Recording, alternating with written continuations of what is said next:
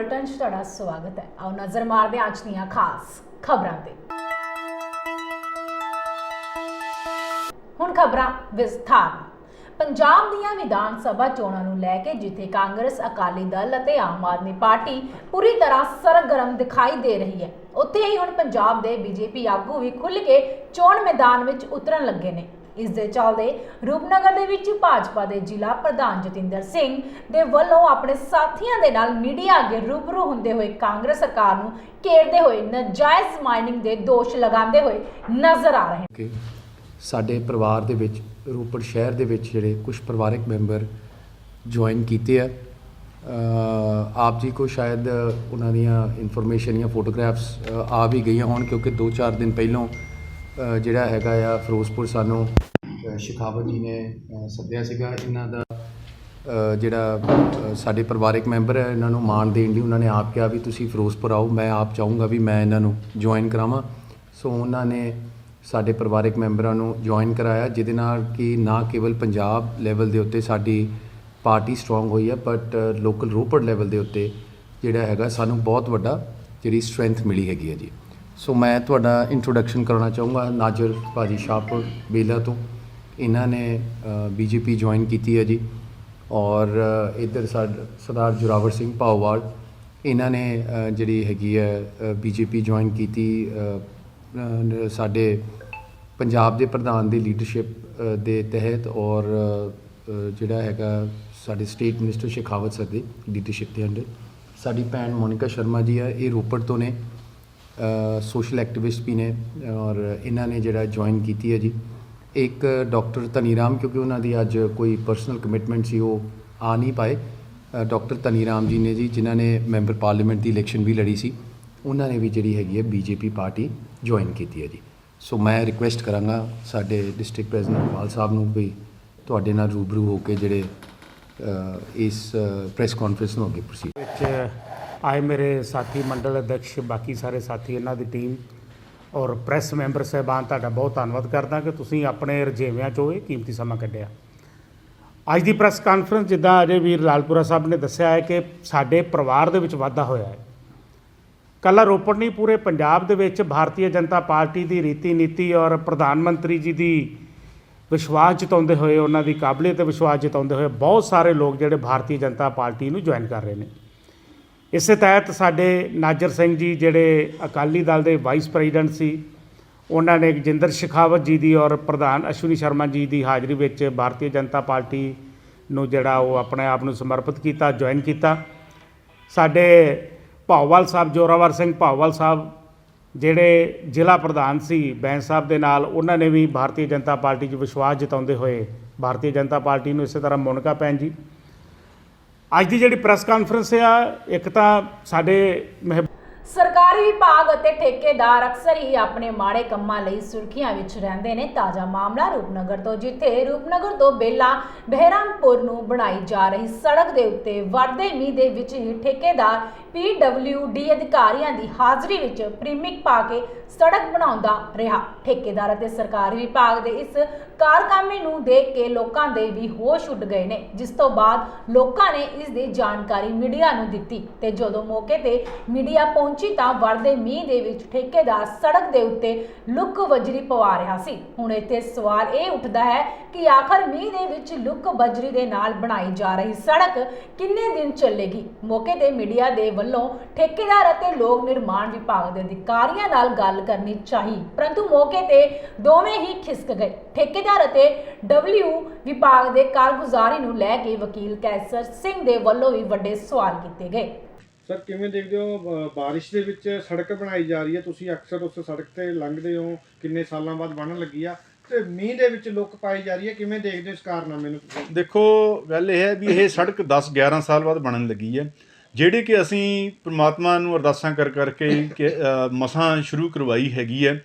ਤੇ ਚਲੋ ਵਧੀਆ ਗੱਲ ਹੈਗੀ ਆ, ਬਣ ਗਈ ਹੈ, ਪਰ ਫਿਰ ਵੀ ਅਸੀਂ 9-10 ਸਾਲ ਬੜਾ ਸੰਤਾਪ ਹੰਢਾਇਆ, ਕਿਉਂਕਿ ਅਸੀਂ ਰੋਜ਼ ਸਵੇਰੇ ਆਉਣਾ ਜਾਣਾ ਹੁੰਦਾ, ਇਸ ਦੇ ਸੜਕ ਦੇ ਜ਼ਰੀਏ ਆਉਣਾ ਜਾਣਾ ਹੁੰਦਾ ਹੈਗਾ, ਹੈ ਨਾ ਜੀ। ਅਤੇ ਹੁਣ ਇਹ ਇੱਕ ਬੜੀ ਹਾਸੋਹੀਣੀ ਗੱਲ ਹੈਗੀ। ਅੱਜ ਮੈਂ ਦੇਖਿਆ ਹੈਗਾ ਕਿ ਮੀਂਹ ਪੈ ਰਿਹਾ ਹੈਗਾ ਅਤੇ ਉਹਦੇ ਉੱਤੇ ਲੁੱਕ ਪਾਈ ਆ ਰਹੀ ਹੈਗੀ। ਦੇਖੋ, ਜਦੋਂ ਪਾਣੀ ਦੇ ਵਿੱਚ ਲੁੱਕ ਪਾਈ ਆਏਗੀ ਤਾਂ ਉਹ ਕਿੰਨੇ ਕੁ ਦਿਨ ਕੱਢੇਗੀ, ਅਤੇ ਫਿਰ ਬਾਅਦ 'ਚ ਕਹਿ ਦੇਣਗੇ ਜੀ ਇਹ ਤਾਂ ਜੀ PWD ਨੇ ਸਹੀ ਨਹੀਂ ਬਣਾਈ। ਜਾਂ ਮਟੀਰੀਅਲ ਨਹੀਂ ਸਹੀ ਪਿਆ, ਪਰ ਹੁਣ ਇਸ ਸਟੇਜ 'ਤੇ ਚਾਹੀਦਾ ਹੈਗਾ ਕਿ ਉਸ ਨੂੰ ਨਾ ਬਣਾਈ ਜਾਵੇ। ਜਿੱਥੋਂ ਦੇਖੋ ਇੰਨੇ ਸਾਲ ਹੋ ਗਏ, 8-9 ਮਹੀਨੇ ਕੰਮ ਚੱਲਦੇ ਨੂੰ ਹੋ ਗਿਆ, ਜਿੱਥੇ 8-9 ਮਹੀਨੇ ਹੋ ਗਏ 2 ਦਿਨ ਹੋਰ ਵੇਟ ਕਰ ਲੈਣੀ ਚਾਹੀਦੀ ਮੇਰੇ ਹਿਸਾਬ ਨਾਲ। ਤਾਂ ਦੇਖੋ ਪਹਿਲੀ ਗੱਲ ਤਾਂ ਹੈ ਵੀ ਮੇਰੀ ਇਨਫੋਰਮੇਸ਼ਨ ਦੇ ਮੁਤਾਬਕ ਵੀ ਸਰਦੀ ਦੇ ਵਿੱਚ ਲੁੱਕ ਪਾਈਓ ਨਹੀਂ ਆ ਸਕਦੀ ਹੈਗੀ ਜੀ, ਅਤੇ ਉਹਦਾ ਮਤਲਬ ਗਰਮੀ ਦੇ ਸੀਜ਼ਨ 'ਚ ਪਾਉਣੀ ਚਾਹੀਦੀ ਹੈਗੀ। ਪਰ ਚਲੋ ਫਿਰ ਵੀ ਚਲੋ ਜੇ ਕੋਈ ਵੀ ਮਜਬੂਰੀ ਹੈਗੀ ਆ ਕਿ ਹੁਣ ਸੜਕ ਬਣਾਉਣੀ ਹੈਗੀ ਹੈ ਜਾਂ ਇਲੈਕਸ਼ਨ ਹੈਗੀ ਹੈ, ਪਰ ਫਿਰ ਮੀਂਹ ਦਾ ਤਾਂ ਇੰਤਜ਼ਾਰ ਕਰ ਲਿਆ ਜਾਵੇ, ਕਿ ਮੀਂਹ ਹਟਣ ਦਾ ਇੰਤਜ਼ਾਰ ਕਰ ਲਿਆ ਜਾਵੇ, ਅਤੇ ਜਾਂ ਫਿਰ ਜੇ ਧੁੱਪ ਹੋਵੇ ਫਿਰ ਵੀ ਕੁਛ ਹੱਦ ਤੱਕ ਠੀਕ ਹੈ। ਜਿਸ ਨੂੰ ਸੜਕ ਬਣ ਰਹੀ ਹੈ ਜਿਹੜੀ ਹੈ, ਲੋਕਾਂ ਦੇ ਜਿਹੜੀ ਹੈਗੀ ਕਾਫੀ ਇਤਰਾਜ਼ ਹੈ ਕਿ ਬਾਰਿਸ਼ ਦੇ ਵਿੱਚ ਉਹ ਸੜਕ ਬਣਾਈ ਆ ਤੇ ਜ਼ਿਆਦਾ ਨਹੀਂ ਚੱਲੇਗੀ, ਮਤਲਬ ਪੈਸੇ ਦੇ ਮਿਸਯੂਜ਼ ਹੋ ਰਹੇ। ਇਹ ਇਸ਼ੂ ਤੁਸੀਂ ਮੇਰੇ ਧਿਆਨ ਦੇ ਵਿੱਚ ਲਾ ਦਿੱਤਾ ਹੈਗਾ। ਮੈਂ ਐਕਸ਼ਨ ਸਾਹਿਬ ਨੂੰ ਸਵੇਰੇ ਵੀ ਇਸ ਦੇ ਬਾਰੇ ਹਦਾਇਤ ਕਰ ਦਿੱਤੀ ਹੈਗੀ ਕਿ ਜੇਕਰ ਇਸ ਦੇ ਵਿੱਚ ਕੋਈ ਵੀ ਡਿਫਾਲਟ ਵਗੈਰਾ ਹੋਇਆ, ਕੋਈ ਵੀ ਪੈਨਲਟੀ ਵਗੈਰਾ, ਕੋਈ ਵੀ सड़क की क्वालिटी ਨੂੰ ਲੈ ਕੇ ਕੋਈ ਅਗਰ ਕਮੀ ਪੇਸ਼ੀ ਰਹੀ ਤਾਂ ਸਿੱਧੇ ਹੀ ਇੱਕ ਤਾਂ ਪੈਨਲਟੀ ਵੀ ਲੱਗੇਗੀ, ਸਾथ ही ਕੰਟਰੈਕਟਰ ਨੂੰ ਬਲੈਕਲਿਸਟ ਵੀ ਕੀਤਾ ਜਾਵੇਗਾ। ਉਹ ਰਿਪੋਰਟ ਸਾਨੂੰ ਆ ਜਾਣ ਵਾਲੀ ਹੈਗੀ ਤੇ ਇਸ ਦੇ ਵਿੱਚ ਥੋੜਾ ਸਾ ਹਾਂ ਅੱਜ ਮੌਸਮ ਖਰਾਬ ਹੋਣ के कारण जेकर कोई पीसी वगैरह का काम होएगा उसको दोबारा कराया जाएगा। विधान सभा हलका खंडूर साहिब तो श्रोमणी अकाली दल बसपा के उम्मीदवार रणजीत सिंह ब्रह्मपुरा वालों अज अपनी चोण मुहिम का बिगल वजा दिता गया। सीनियर अकाली आगू और साबका चेयरमैन गुरसेवक सिंह वालों पिंड शेख विखे ब्रह्मपुरा के हक विच विशाल चोण रैली का आयोजन किया गया। इस मौके ब्रह्मपुरा ने संबोधन करदियां कहा गया कि वह अकाली सन, अकाली हन अते अकाली करदिया रहणगे। उन्होंने यह भी कहा कि वह अकाली सन ਅਤੇ ਅਕਾਲੀ ਦਲ ਵਿੱਚ ਰਹਿੰਦੇ ਆ ਕਈ ਵਾਰ ਵਿਧਾਇਕ ਅਤੇ ਮੰਤਰੀ ਬਣਨ ਤੋਂ ਇਲਾਵਾ ਲੋਕ ਸਭਾ ਮੈਂਬਰ ਵੀ ਰਹਿਣਗੇ। ਉਹਨਾਂ ਨੇ ਇਹ ਵੀ ਕਿਹਾ ਕਿ ਇਹ ਸਭ ਲੋਕਾਂ ਦੇ ਪਿਆਰ ਦੀ ਬਦੌਲਤ ਨਾਲ ਹੀ ਸੰਭਵ ਹੋਇਆ ਹੈ। ਇਹ ਤਾਂ ਐ ਜਿਸ ਤਰ੍ਹਾਂ ਵੀ ਦੁਨੀਆ ਸਾਰੀ ਆ ਗਈ ਆ, 15-20 ਪਿੰਡਾਂ ਦੇ ਬੰਦੇ ਆਏ ਆ ਤੇ ਬਹੁਤ ਵੱਡਾ ਹੜ੍ਹ ਆਇਆ। ਲੋਕਾਂ ਜੋਸ਼ ਕਿੰਨਾ, ਲੋਕੀ ਵੀ ਕੋਈ ਹਿੱਲੇ ਨਹੀਂ, ਉਹ ਹੁਣ ਤੱਕ ਬੈਠੇ ਰਹੇ, ਅਜੇ ਤੱਕ ਬੈਠੇ ਰਹੇ। ਉਹ ਜਿਹੜੇ ਆਪਾਂ ਕਿਰਾਏ ਤੇ ਖੜਦੇ ਹੁੰਦੇ ਨਾ ਉੱਠ ਜਾਂਦੀ ਛੇਤੀ, ਆ ਸਾਰੇ ਬੰਦੇ, ਇੱਕ ਬੰਦਾ ਨਹੀਂ ਉੱਠਿਆ। ਇਹ ਤਾਂ ਜੇ ਜਦੋਂ ਆਪਾਂ ਲੜਾਂਗੇ, ਅਜੇ ਤਾਂ ਸ਼ੁਰੂ ਕੀਤਾ ਵਾ, ਜਦੋਂ ਆਪਾਂ ਜਾਵਾਂਗੇ ਮੈਦਾਨ ਦੇ ਤੁਹਾਨੂੰ ਪਤਾ ਤਾਂ ਲੱਗ ਜਾਊਗਾ, ਤੁਹਾਨੂੰ ਹੋਰ 10 ਦਿਨਾਂ ਨੂੰ ਲੱਗ ਜਾਊਗਾ, ਪਤਾ ਲੱਗ ਜਾਊਗਾ। ਮੋਦੀ ਸਾਹਿਬ ਜਿਹੜੇ ਆ ਰਹੇ ਆ ਇਸ ਵਕਤ, ਲੱਗਦਾ ਵਾ ਕਿ ਕਿਸਾਨ ਇਹਨਾਂ ਦਾ ਸਹਿਯੋਗ ਕਰਨਗੇ ਇਸ ਵਕਤ ਜਿਹੜਾ ਪੰਜਾਬ ਦੇ ਚਾਰੇ? ਨਹੀਂ, ਉਹ ਤੇ ਮੈਂ ਰਾਤ ਟੈਲੀਵਿਜ਼ਨ ਵੀ ਵੇਖਣਾ ਸਾਂ, ਹੋਰ ਵੀ ਅਖਬਾਰਾਂ ਮੈਂ ਪੜ੍ਹਦਾ ਹੁੰਦਾ ਸਾਰੀਆਂ, ਉਹ ਤੇ ਅਜੇ ਕੋਈ ਪੱਕਾ ਉਹਨਾਂ ਦਾ ਡਿਸੀਜਨ ਨਹੀਂ ਹੈਗਾ। ਕੁਛ ਤਾਂ ਕਹਿੰਦੇ ਲੜੀਏ ਤੇ ਕੁਛ ਕਹਿੰਦੇ ਨਾ ਲੜੀਏ, ਤੇ ਜੇ ਤੇ ਇਕੱਠੇ ਹੋ ਕੇ ਲੜਨ ਫਿਰ ਤਾਂ ਗੱਲ ਠੀਕ ਆ, ਤੇ ਜੇ ਫਿਰ ਆਟੋ ਪਾਰਟੀ ਕੋਈ ਉਹ ਪਾਟ ਜਾਂਦੇ ਆ ਤੇ ਫਿਰ ਤੇ ਮੁਸ਼ਕਲ ਬੜੀ ਹੋ ਜਾਣੀ। ਸਰ ਜਿਹੜਾ ਇਲੈਕਸ਼ਨ ਫੰਡ ਮਿਲਿਆ ਕਿੰਨਾ ਮਿਲਿਆ ਵਾ, ਤੇ ਜਿਹੜਾ ਇਲੈਕਸ਼ਨ ਫੰਡ ਮਿਲਿਆ ਵਾ ਕਿੰਨਾ ਕੁ ਮਿਲਿਆ ਜੀ? ਜਿਹੜਾ ਦਿੱਤਾ ਗਿਆ ਕਿੰਨਾ ਕੁ ਦਿੱਤਾ ਗਿਆ? ਓਏ ਮੈਂ ਵੇਖਿਆ ਨਹੀਂ, ਸਗੋਂ ਵੇਖ ਲਓ ਤੁਸੀਂ ਵੀ ਕਿਤੇ ਖਾਲੀ ਤੇ ਨਹੀਂ ਦੇਤਾ ਹੈ। ਕੋਈ ਪੜ੍ਹਿਆ ਲਿਖਿਆ ਵੇਖਣਾ ਤੇ ਵੇਖ ਲਓ, ਆ ਹੈਗਾ ਦਿੱਤਾ, ਮੈਂ ਇੱਥੇ ਪਾ ਲਿਆ। ਵਿਖਾ ਦਿਓ ਜੀ, ਤੂੰ ਲੱਗੇ ਬੈਠਾ, ਕੋਈ ਇਹ ਨਹੀਂ ਕਿ ਮੈਂ ਕਾਨੂੰਨ ਦੇ ਵਿੱਚ ਕੋਈ ਲੱਤਾਂ ਬਾਹਾਂ ਨਹੀਂ ਲਾਉਂਦਾ। ਉਹ ਜਦੋਂ ਪਹਿਲਾਂ ਦਾ ਬਣਿਆ, ਉਹ ਤੇ ਕਈ ਸਾਲ ਹੋ ਗਏ ਕੇਸ ਬਣੇ, ਉਹਨੂੰ ਉਦੋਂ ਕਿਉਂ ਨਹੀਂ ਫੜਿਆ? ਹੁਣ ਹਾਣ ਕੇ ਹੁਣ 10 ਦਿਨ ਪਹਿਲਾਂ ਕਿਉਂ ਫੜਿਆ, ਕਿਉਂ ਉਹਦੇ ਖਿਲਾਫ FIR ਕੀਤੀ? ਸਟੈਂਡ ਆ ਇਲੈਕਸ਼ਨ ਕਰਕੇ। ਨਹੀਂ, ਮੈਨੂੰ ਇਸ ਗੱਲ ਦਾ ਜਵਾਬ ਦਿਓ, ਇਹ ਤੇ ਹੁਣ ਪਤਾ ਲੱਗੂ ਨਾ ਜਦੋਂ। ਪਰ ਮੇਰਾ ਮਤਲਬ ਤੁਸੀਂ ਮੈਨੂੰ ਦੱਸੋ ਹੁਣ ਕਿਉਂ ਕੀਤਾ? ਹੁਣ ਪਹਿਲਾਂ ਕਰਨਾ ਚਾਹੀਦਾ ਇਹ ਉਹ ਕੰਮ।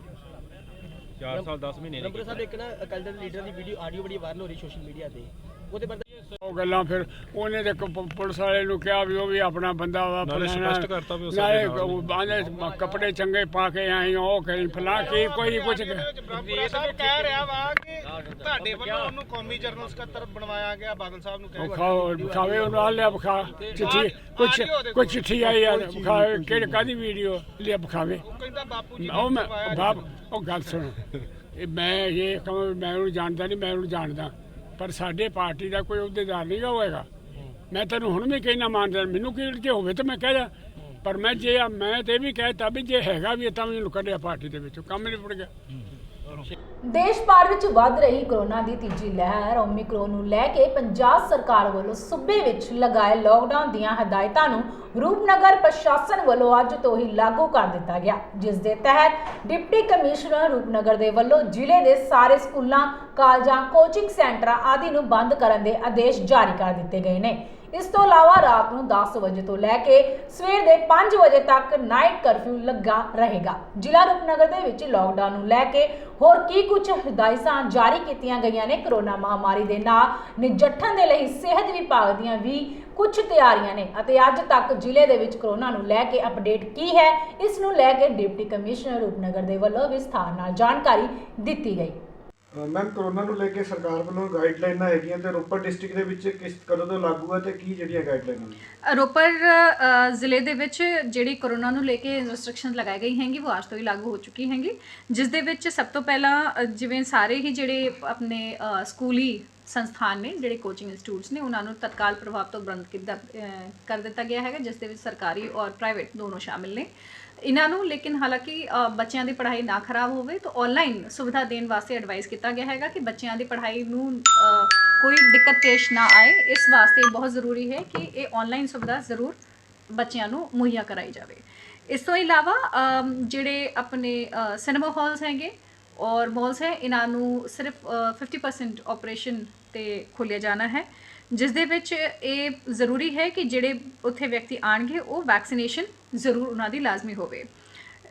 ਇਸ ਤੋਂ ਇਲਾਵਾ ਜਿਹੜੇ ਆਪਣੇ ਜਿੰਨੇ ਵੀ ਹੋਰ ਆਫਿਸਿਸ ਵਗੈਰਾ ਨੇ, ਚਾਹੇ ਸਰਕਾਰੀ ਹੋ ਚਾਹੇ ਪ੍ਰਾਈਵੇਟ ਹੋ, ਉਹਨਾਂ ਦੇ ਵਿੱਚ ਵੀ ਜਿਹੜੇ ਸਟਾਫ ਕੰਮ ਕਰਨ ਵਾਲੇ ਹੈ ਉਹਨਾਂ ਨੂੰ ਵੀ ਡਬਲੀ ਵੈਕਸੀਨੇਟ ਹੋਣਾ ਬਹੁਤ ਲਾਜ਼ਮੀ ਹੈ, ਜਾਂ ਜੇਕਰ ਕੋਈ ਕਿਸੇ ਮੈਡੀਕਲ ਕਾਰਨ ਤੋਂ ਨਹੀਂ ਹੋ ਪਾ ਰਿਹਾ ਤਾਂ ਉਹਨਾਂ ਦੇ ਕੋਲ ਕੋਈ ਮੈਡੀਕਲ ਇਸ ਤਰ੍ਹਾਂ ਦਾ ਸਰਟੀਫਿਕੇਟ ਜ਼ਰੂਰ ਮੌਜੂਦ ਹੋਣਾ ਚਾਹੀਦਾ ਹੈਗਾ। ਔਰ ਅੱਗੇ ਧਿਆਨ ਦੇ ਵਿੱਚ ਦੇਣ ਵਾਲੀ ਗੱਲ ਹੈਗੀ ਕਿ ਸਾਰਿਆਂ ਨੂੰ ਹੀ ਮਾਸਕ ਪਹਿਨਣਾ ਲਾਜ਼ਮੀ, ਵਾਪਸ ਲੋਕਾਂ ਨੂੰ ਧਿਆਨ ਦਿਵਾਇਆ ਜਾ ਰਿਹਾ ਹੈਗਾ ਕਿ ਮਾਸਕ ਪਹਿਨਣਾ ਲਾਜ਼ਮੀ ਹੋ ਚੁੱਕਿਆ ਹੈਗਾ ਤੇ ਸੋਸ਼ਲ ਡਿਸਟੈਂਸਿੰਗ ਦੀ ਪਾਲਣਾ ਜ਼ਰੂਰ ਕੀਤੀ ਜਾਵੇ। साथ ही जिमें कि नाइट करफ्यू ਹੁਣ ਰਾਤ 10 ਵਜੇ से लेकर सवेरे 5 ਵਜੇ ਤੱਕ ਜਾਰੀ ਰਹੇਗਾ। ਇਸ ਦੇ ਵਿੱਚ ਕੋਈ ਵੀ ਢੀਲ ਨਹੀਂ ਦਿੱਤੀ ਗਈ ਹੈਗੀ ਹਫਤੇ ਦੇ 7 ਦਿਨ ਦੇ ਵਿੱਚ। ਬਸ ਇਹ ਸ਼ਹਿਰਾਂ ਦੇ ਵਿੱਚ ਹੁਣ ਅਭੀ ਅੱਜ ਦੇ ਡੇਟ ਤੋਂ ਲਾਗੂ ਹੈ। ਜਿਵੇਂ ਕਹਿ ਸਕਦੇ ਹਾਂ ਕਿ ਜੇਕਰ ਅਸੀਂ ਰੋਪੜ ਜ਼ਿਲ੍ਹੇ ਦੀ ਗੱਲ ਕਰੀਏ ਤਾਂ ਇੱਥੇ 6 ਜਿਹੜੇ ਸ਼ਹਿਰੀ ਇਲਾਕੇ ਨੇ, ਜਿਸ ਦੇ ਵਿੱਚ ਰੋਪੜ, ਨੰਗਲ, ਅਨੰਦਪੁਰ ਸਾਹਿਬ, ਕੀਰਤਪੁਰ ਸਾਹਿਬ, ਚਮਕੌਰ ਸਾਹਿਬ ਤੇ ਮੋਰਿੰਡਾ ਸ਼ਹਿਰ ਸ਼ਾਮਿਲ ਨੇ। ਇਸ ਦੇ ਵਿੱਚ ਰਾਤ 10 ਵਜੇ से लेकर ਸਵੇਰੇ 5 ਵਜੇ ਤੱਕ ਕੋਈ ਵੀ ਨਾਨ ਐਸੈਂਸ਼ੀਅਲ ਐਕਟੀਵਿਟੀ ਦੀ ਮੂਵਮੈਂਟ ਨਹੀਂ ਹੋਵੇਗੀ। ਹਾਲਾਂਕਿ ਇਸ ਦੇ ਵਿੱਚ ਜਿਹੜੀ ਐਸੈਂਸ਼ੀਅਲ ਐਕਟੀਵਿਟੀ ਦੀ ਮੂਵਮੈਂਟ ਹੈਗੀ, ਜਿਸ ਦੇ ਵਿੱਚ ਐਸੈਂਸ਼ੀਅਲ ਸਰਵਿਸਿਜ਼ ਆਉਂਦੀ ਹੈਗੀ, ਐਸੈਂਸ਼ੀਅਲ ਟਰਾਂਸਪੋਰਟਸ ਵਗੈਰਾ ਦੇ ਨਾਲ ਜਿਹੜੇ ਗੁੱਡਸ ਐਂਡ ਕੈਰੀਅਰ ਦੇ ਨਾਲ ਰਿਲੇਟਡ ਨੇ, ਕੋਈ ਐਮਰਜੈਂਸੀ ਮੈਡੀਕਲ ਸਰਵਿਸ ਹੈਗੀ ਜਾਂ ਕੋਈ ਐਮਰਜੈਂਸੀ ਟਰੈਵਲ ਹੈ, ਉਹ ਜ਼ਰੂਰ ਇਸ ਦੇ ਵਿੱਚ ਅਲਾਉ ਕੀਤਾ ਜਾਵੇਗਾ। तो एक साथ ही इस दे विच सारे जिन्ने भी स्पोर्ट्स कॉम्पलैक्स हैंगे, जिहड़े स्विमिंग पूल ने, जिम वगैरह ने, वो सारे अभी 15 जनवरी तक बंद रखे जाएंगे। इस दे विच ये भी चीज़ हैगी कि इस सिर्फ जिहड़े बच्चे या स्पोर्ट्स परसन कोई किसी नैशनल या इंटरनेशनल स्पोर्ट्स इवेंट दे विच अगर भाग लेने जा रहे हैं, उन्हां दी ट्रेनिंग वास्ते उन्हां दे वास्ते ही सिर्फ ये खुले रखे जाएंगे। बाकी होर ਸਾਰੇ ਖਿਡਾਰੀਆਂ ਵਾਸਤੇ ਇਹ ਬੰਦ ਰਹਿਣਗੇ।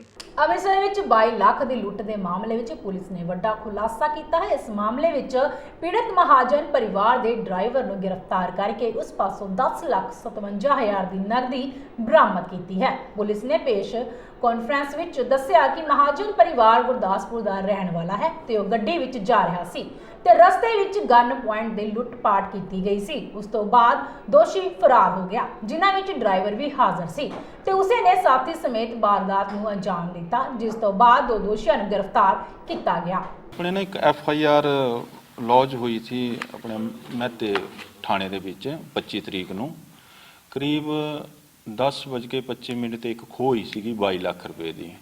ਵਿਕਾਸ ਮਹਾਜਨ ਜਿਹੜੇ ਉਹ ਲੈ ਕੇ ਜਾ ਰਹੇ ਸੀ ਪੈਸੇ, ਕੋਈ ਜਲੰਧਰੋਂ ਉਹਨਾਂ ਨੇ ਗੱਡੀ ਲੈਣੀ ਸੀਗੀ ਵਾਇਆ ਬਟਾਲਾ ਹੋ ਕੇ ਤਾਂ ਮਹਿਤਾ ਹੋ ਕੇ ਜਲੰਧਰ ਨੂੰ ਜਾ ਰਹੇ ਸੀ ਤੇ ਰਸਤੇ ਦੇ ਵਿੱਚ ਇੱਕ ਖੋਹ ਹੋਈ ਆ, ਬੰਦੇ ਉਹਨਾਂ ਨੂੰ ਪਏ ਨੇ।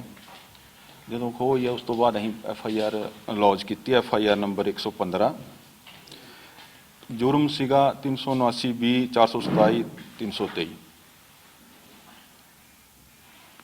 ਖੋਹ ਹੋਣ ਤੋਂ ਬਾਅਦ SSP ਸਾਹਿਬ ਨੇ ਇਮੀਡੀਏਟਲੀ ਜਿਹੜੀ ਆ ਟੀਮ ਬਣਾਈ, ਜਿਸ 'ਚ ਮੈਨੂੰ SP ਇਨਵੈਸਟੀਗੇਸ਼ਨ ਦੇ ਨਾਲ DSP ਸੁਖਿੰਦਰ ਜੀ ਆਪਣੇ ਇਹਨਾਂ ਨੂੰ ਨਾਲ ਲਾਇਆ, ਮੈਂ ਤੇ SHO ਸਾਹਿਬ ਨੂੰ ਨਾਲ ਲਾ ਕੇ ਤੇ ਅਸੀਂ ਘੱਟ ਤੋਂ ਘੱਟ 10 ਟੀਮਾਂ ਜਿਹੜੀਆਂ ਉਹ ਤਿਆਰ ਕੀਤੀਆਂ ਨੇ ਤੇ ਸਾਈਬਰ ਸੈੱਲ ਦੀ ਵੀ ਅਸੀਂ ਇਸ ਦੇ ਵਿੱਚ ਮਦਦ ਲਈ ਹੈ। ਜਦੋਂ ਅਸੀਂ ਇਸ ਇਨਵੈਸਟੀਗੇਸ਼ਨ ਕਰ ਰਹੇ ਸੀ ਤੇ ਸਾਨੂੰ ਪਤਾ ਲੱਗਾ ਕਿ ਜਿਹੜਾ ਡਰਾਈਵਰ ਹੈ ਰਵਿੰਦਰ ਸਿੰਘ ਕਾਲਾ, ਜੋ ਕਿ ਉਹ ਗੱਡੀ ਚਲਾ ਰਿਹਾ ਸੀ, ਜਿਸ ਗੱਡੀ 'ਚ ਖੋਹ ਹੋਈ ਸੀਗੀ। ਇਹਨਾਂ ਦੀ ਅਸੀਂ ਸਾਰੀ ਇਨਵੈਸਟੀਗੇਸ਼ਨ ਕਰਦੇ, ਡਿਪਟੀ ਸਾਹਿਬ, SHO ਸਾਹਿਬ, ਸਾਈਬਰ ਸੈੱਲ ਦੇ ਥਰੂ ਜਦੋਂ ਅਸੀਂ ਇਹਨਾਂ ਦੇ ਕੋਲ ਸਾਰੇ ਉੱਥੇ ਦੇ ਫੁਟੇਜ ਮਤਲਬ ਜਿਤਨੇ ਕੈਮਰੇ ਲੱਗੇ ਸੀ ਉਹ ਸਾਰੇ ਖੰਗਾਲੇ ਨੇ। ਫਿਰ ਸਾਡੀ ਇਨਵੈਸਟੀਗੇਸ਼ਨ 'ਚ ਅਰਵਿੰਦਰ ਸਿੰਘ ਕਾਲਾ ਜਿਹੜਾ ਹੈਗਾ, ਇਹਦਾ ષਡਯੰਤਰ ਤੇ ਇਹਦੇ ਨਾਲ ਜਿਹੜੇ ਨਾ ਬੰਦਿਆਂ ਨੇ ਰਚਿਆ ਸੀਗਾ। ਇਹਨਾਂ ਨੂੰ ਪਤਾ ਸੀਗਾ ਕਿ ਇਹ ਅੱਜ ਪੈਸੇ ਲੈ ਕੇ ਇਹਨਾਂ ਨੇ ਜਾਣਾ, ਤੇ ਉਹਨਾਂ ਨਾਲ ਟਾਈ ਅਪ ਕਰਕੇ ਪਹਿਲਾਂ ਰੈਕੀ ਕੀਤੀ ਉਹਨਾਂ ਬੰਦਿਆਂ ਨੇ। ਉਹ ਗੱਡੀ ਵੀ ਅਸੀਂ ਰਿਕਵਰ ਕਰ ਲਈ ਆ ਕਲਾਨੌਰ ਥਾਣੇ ਦੇ ਵਿੱਚ। ਤੇ ਉਸ ਤੋਂ ਬਾਅਦ SSP ਸਾਹਿਬ ਦੀ ਡੇਲੀ ਡਾਇਰੈਕਸ਼ਨ ਆਣੀ ਇਸ ਚੀਜ਼ ਦੇ ਪੱਖ ਤੇ ਦੇਖੋ ਅਸੀਂ ਸਾਰੇ ਹੀ ਪੰਜਾਬ ਦੇ ਵਿੱਚ ਜਿਹੜਾ ਇਹਨਾਂ ਨੂੰ ਲਿਖ ਕੇ ਭੇਜਿਆ ਹੋਇਆ ਸੀ ਕਿ ਆਹ ਬੰਦਿਆਂ ਨੇ ਜਿਹੜੀ ਆ ਖੋਹ ਕੀਤੀ ਆ ਤੇ ਇਹਨਾਂ ਨੂੰ ਜਿੱਥੇ ਵੀ ਇਹ ਫੜੇ ਜਾਣ। ਤੇ ਫਿਰ ਸਾਨੂੰ ਪਤਾ ਲੱਗਿਆ ਜਦੋਂ ਕਾਲੇ ਦੀ ਪੁੱਛਗਿੱਛ ਦੇ ਵਿੱਚ ਵੀ ਆਹ ਬੰਦੇ ਸਾਡੇ ਸੀਗੇ। ਇੱਕ ਸੀਗਾ ਨਿਰਮਲ ਸਿੰਘ, ਸੁਖਪ੍ਰੀਤ ਸਿੰਘ, ਗੁਰਵਿੰਦਰ ਸਿੰਘ, ਇੱਕ ਬੰਦਾ ਹੋਰ ਆ। ਅੱਜ ਅਸੀਂ ਇਹਨੂੰ ਮਾਨਯੋਗ ਕੋਰਟ ਦੇ ਵਿੱਚ ਪੇਸ਼ ਕਰਾਂਗੇ, ਉੱਥੇ ਰਿਮਾਂਡ ਲਵਾਂਗੇ। ਜਿਹੜੇ ਬੰਦੇ ਹੋਰ ਵੀ ਹੋਣਗੇ ਉਹਨਾਂ ਨੂੰ ਵੀ ਅਸੀਂ ਰਾਉਂਡ ਅਪ ਕਰਕੇ ਪੁੱਛਗਿੱਛ ਕਰਾਂਗੇ। ਹੁਣ ਕਲਾਨੌਰ ਜਿਹੜੇ ਬੰਦੇ ਫੜੇ ਗਏ ਆ, ਸਾਡੇ ਹੀ ਅਫਸਰਾਂ ਦੇ DSP ਸਾਹਿਬ ਨੇ, SHO ਸਾਹਿਬ ਨੇ ਉੱਥੇ ਦੇ SHO ਕਲਾਨੌਰ ਨੂੰ ਕਿਹਾ ਸੀਗਾ ਕਿ ਤੁਹਾਡੇ ਏਰੀਏ 'ਚ ਜਿਹੜੇ ਆ ਬੰਦੇ ਘੁੰਮ ਰਹੇ, ਤੇ ਉਹਨਾਂ ਨੇ ਰਾਉਂਡ ਅਪ ਕਰਕੇ ਉੱਥੇ ਵੀ ਇੱਕ FIR ਜਿਹੜੀ ਆ ਉਹਨਾਂ ਤੇ ਦਰਜ ਕਰ ਲਈ ਆ। ਤੇ ਉੱਥੇ ਉਹਨਾਂ ਨੇ ਰਿਕਵਰੀ ਕੀਤੀ ਆ 10,57,000 ਇਹ ਕਲਾਨੌਰ ਥਾਣੇ 'ਚ। ਤੇ ਹਾਲੀ ਹੋਰ ਰਿਕਵਰੀ ਕਰਨਾ ਵੀ ਬਾਕੀ ਆ। ਤੇ ਹੁਣ ਉਹ ਜਿਹੜੇ ਬੰਦੇ ਹੈਗੇ ਅਸੀਂ ਪੁਲਿਸ ਪ੍ਰੋਟੈਕਸ਼ਨ ਵਾਰੰਟ ਤੇ ਉਹਨਾਂ ਨੂੰ ਲੈ ਕੇ ਆਵਾਂਗੇ, ਫਿਰ ਉਹਨਾਂ ਨਾਲ ਪੁੱਛਗਿੱਛ ਕਰਾਂਗੇ। ਜ਼ਿਲ੍ਹਾ ਯੂਥ ਕਾਂਗਰਸ ਵੱਲੋਂ ਅੱਜ ਮਾਨਸਾ ਦੀ ਅਨਾਜ ਮੰਡੀ ਵਿੱਚ ਕਿਸਾਨੀ ਜਿੱਤ ਨੂੰ ਸਮਰਪਿਤ ਸ਼ਹੀਦ ਹੋਏ ਕਿਸਾਨਾਂ ਨੂੰ ਸਨਮਾਨਿਤ ਕਰਨ ਲਈ ਪ੍ਰੋਗਰਾਮ ਦਾ ਆਯੋਜਨ ਕੀਤਾ ਗਿਆ, ਜਿਸ ਵਿੱਚ ਭਾਰੀ ਗਿਣਤੀ ਵਿੱਚ ਕਾਂਗਰਸੀ ਵਰਕਰ ਹਾਜ਼ਰ ਹੋਏ। ਇਸ ਖਾਸ ਮੌਕੇ ਪ੍ਰਧਾਨ ਬਰਿੰਦਰ ਢਿੱਲੋਂ ਹਾਜ਼ਰ ਸੀ। ਉਹਨਾਂ ਨੇ ਪਰਿਵਾਰ ਨੂੰ 21,000 ਦੀ ਰਾਸ਼ੀ ਵੀ ਭੇਟ ਕੀਤੀ। ਪਿੰਡਾਂ 'ਚ ਪ੍ਰੋਗਰਾਮ ਕਰਾਉਂਦੇ ਨੇ, ਮੈਂ ਤਾਂ ਕਦੇ ਨਹੀਂ ਰੋਕਿਆ। ਉਹਨਾਂ ਦੀ ਸੋਚ ਆ, ਕੋਈ ਗੱਲ ਨਹੀਂ, ਕੋਈ ਫਰਕ ਨਹੀਂ ਪਿਆ। ਜੇ 2 ਬੱਸਾਂ ਰੁਕ ਗਈਆਂ ਪਰ ਮੈਂ 5000 ਕੁਰਸੀ ਲਵਾਈ ਸੀ, ਠੀਕ ਹੈ। ਕੁਰਸੀ ਭਰ ਕੇ ਆਸੇ ਪਾਸੇ ਲੋਕ ਖੜੇ ਸੀ, 10,000 ਬੰਦੇ ਦਾ ਇਕੱਠ ਸੀਗਾ ਤੇ ਉਹ ਕਿੱਥੋਂ ਆ ਗਿਆ? ਕਿਹਨੂੰ ਰੋਕਣਗੇ? ਨਹੀਂ ਰੋਕ ਸਕਦੇ। ਗੱਲ ਇਹ ਆ ਕਿ ਕਾਂਗਰਸ ਪਾਰਟੀ ਦਾ ਕੁੱਕਰ ਕੌਣ ਆ? ਸਾਡੇ ਰਾਹੁਲ ਗਾਂਧੀ ਦੀ ਸੋਚ ਤੇ ਕੌਣ ਚੱਲਦਾ? ਪਾਰਟੀ ਲਈ ਅਸੀਂ ਕੀ ਕੀਤਾ? ਪਾਰਟੀ ਨੂੰ ਅਸੀਂ ਕਿੰਨਾ ਸਮਾਂ ਦਿੱਤਾ? ਅਸੀਂ ਲੋਕਾਂ ਲਈ ਕੀ ਕੀਤਾ? ਅਸੀਂ ਉਹ ਬੇਰੁਜ਼ਗਾਰ ਲੋਕਾਂ ਦੀ ਆਵਾਜ਼ ਬਣੇ, ਅਸੀਂ ਕਰੋਨਾ ਕਿਸਾਨੀ 'ਚ ਆਵਾਜ਼ ਬਣੇ, ਅਸੀਂ ਜਿਹੜੀ ਸਾਡੀ ਸੋਚ ਆ, ਵਿਚਾਰਧਾਰਾ ਉੱਤੇ ਲੜੇ। ਸੋ ਜਿਹੜਾ ਬੰਦਾ ਉੱਤੇ ਲੜਦਾ ਉਹਨੂੰ ਟਿਕਟ ਵੀ ਮਿਲਦੀ ਆ, ਮਾਨ ਸਨਮਾਨ ਵੀ ਮਿਲਦਾ। ਜੇ ਮੈਨੂੰ ਟਿਕਟ ਨਾ ਮਿਲੀ, ਮੈਂ ਕਹਿ ਚੁੱਕਿਆ, ਕੋਈ ਗਿਲਾ ਨਹੀਂ, ਮੈਨੂੰ ਪਾਰਟੀ ਨੇ ਬਹੁਤ ਪਿਆਰ ਦਿੱਤਾ।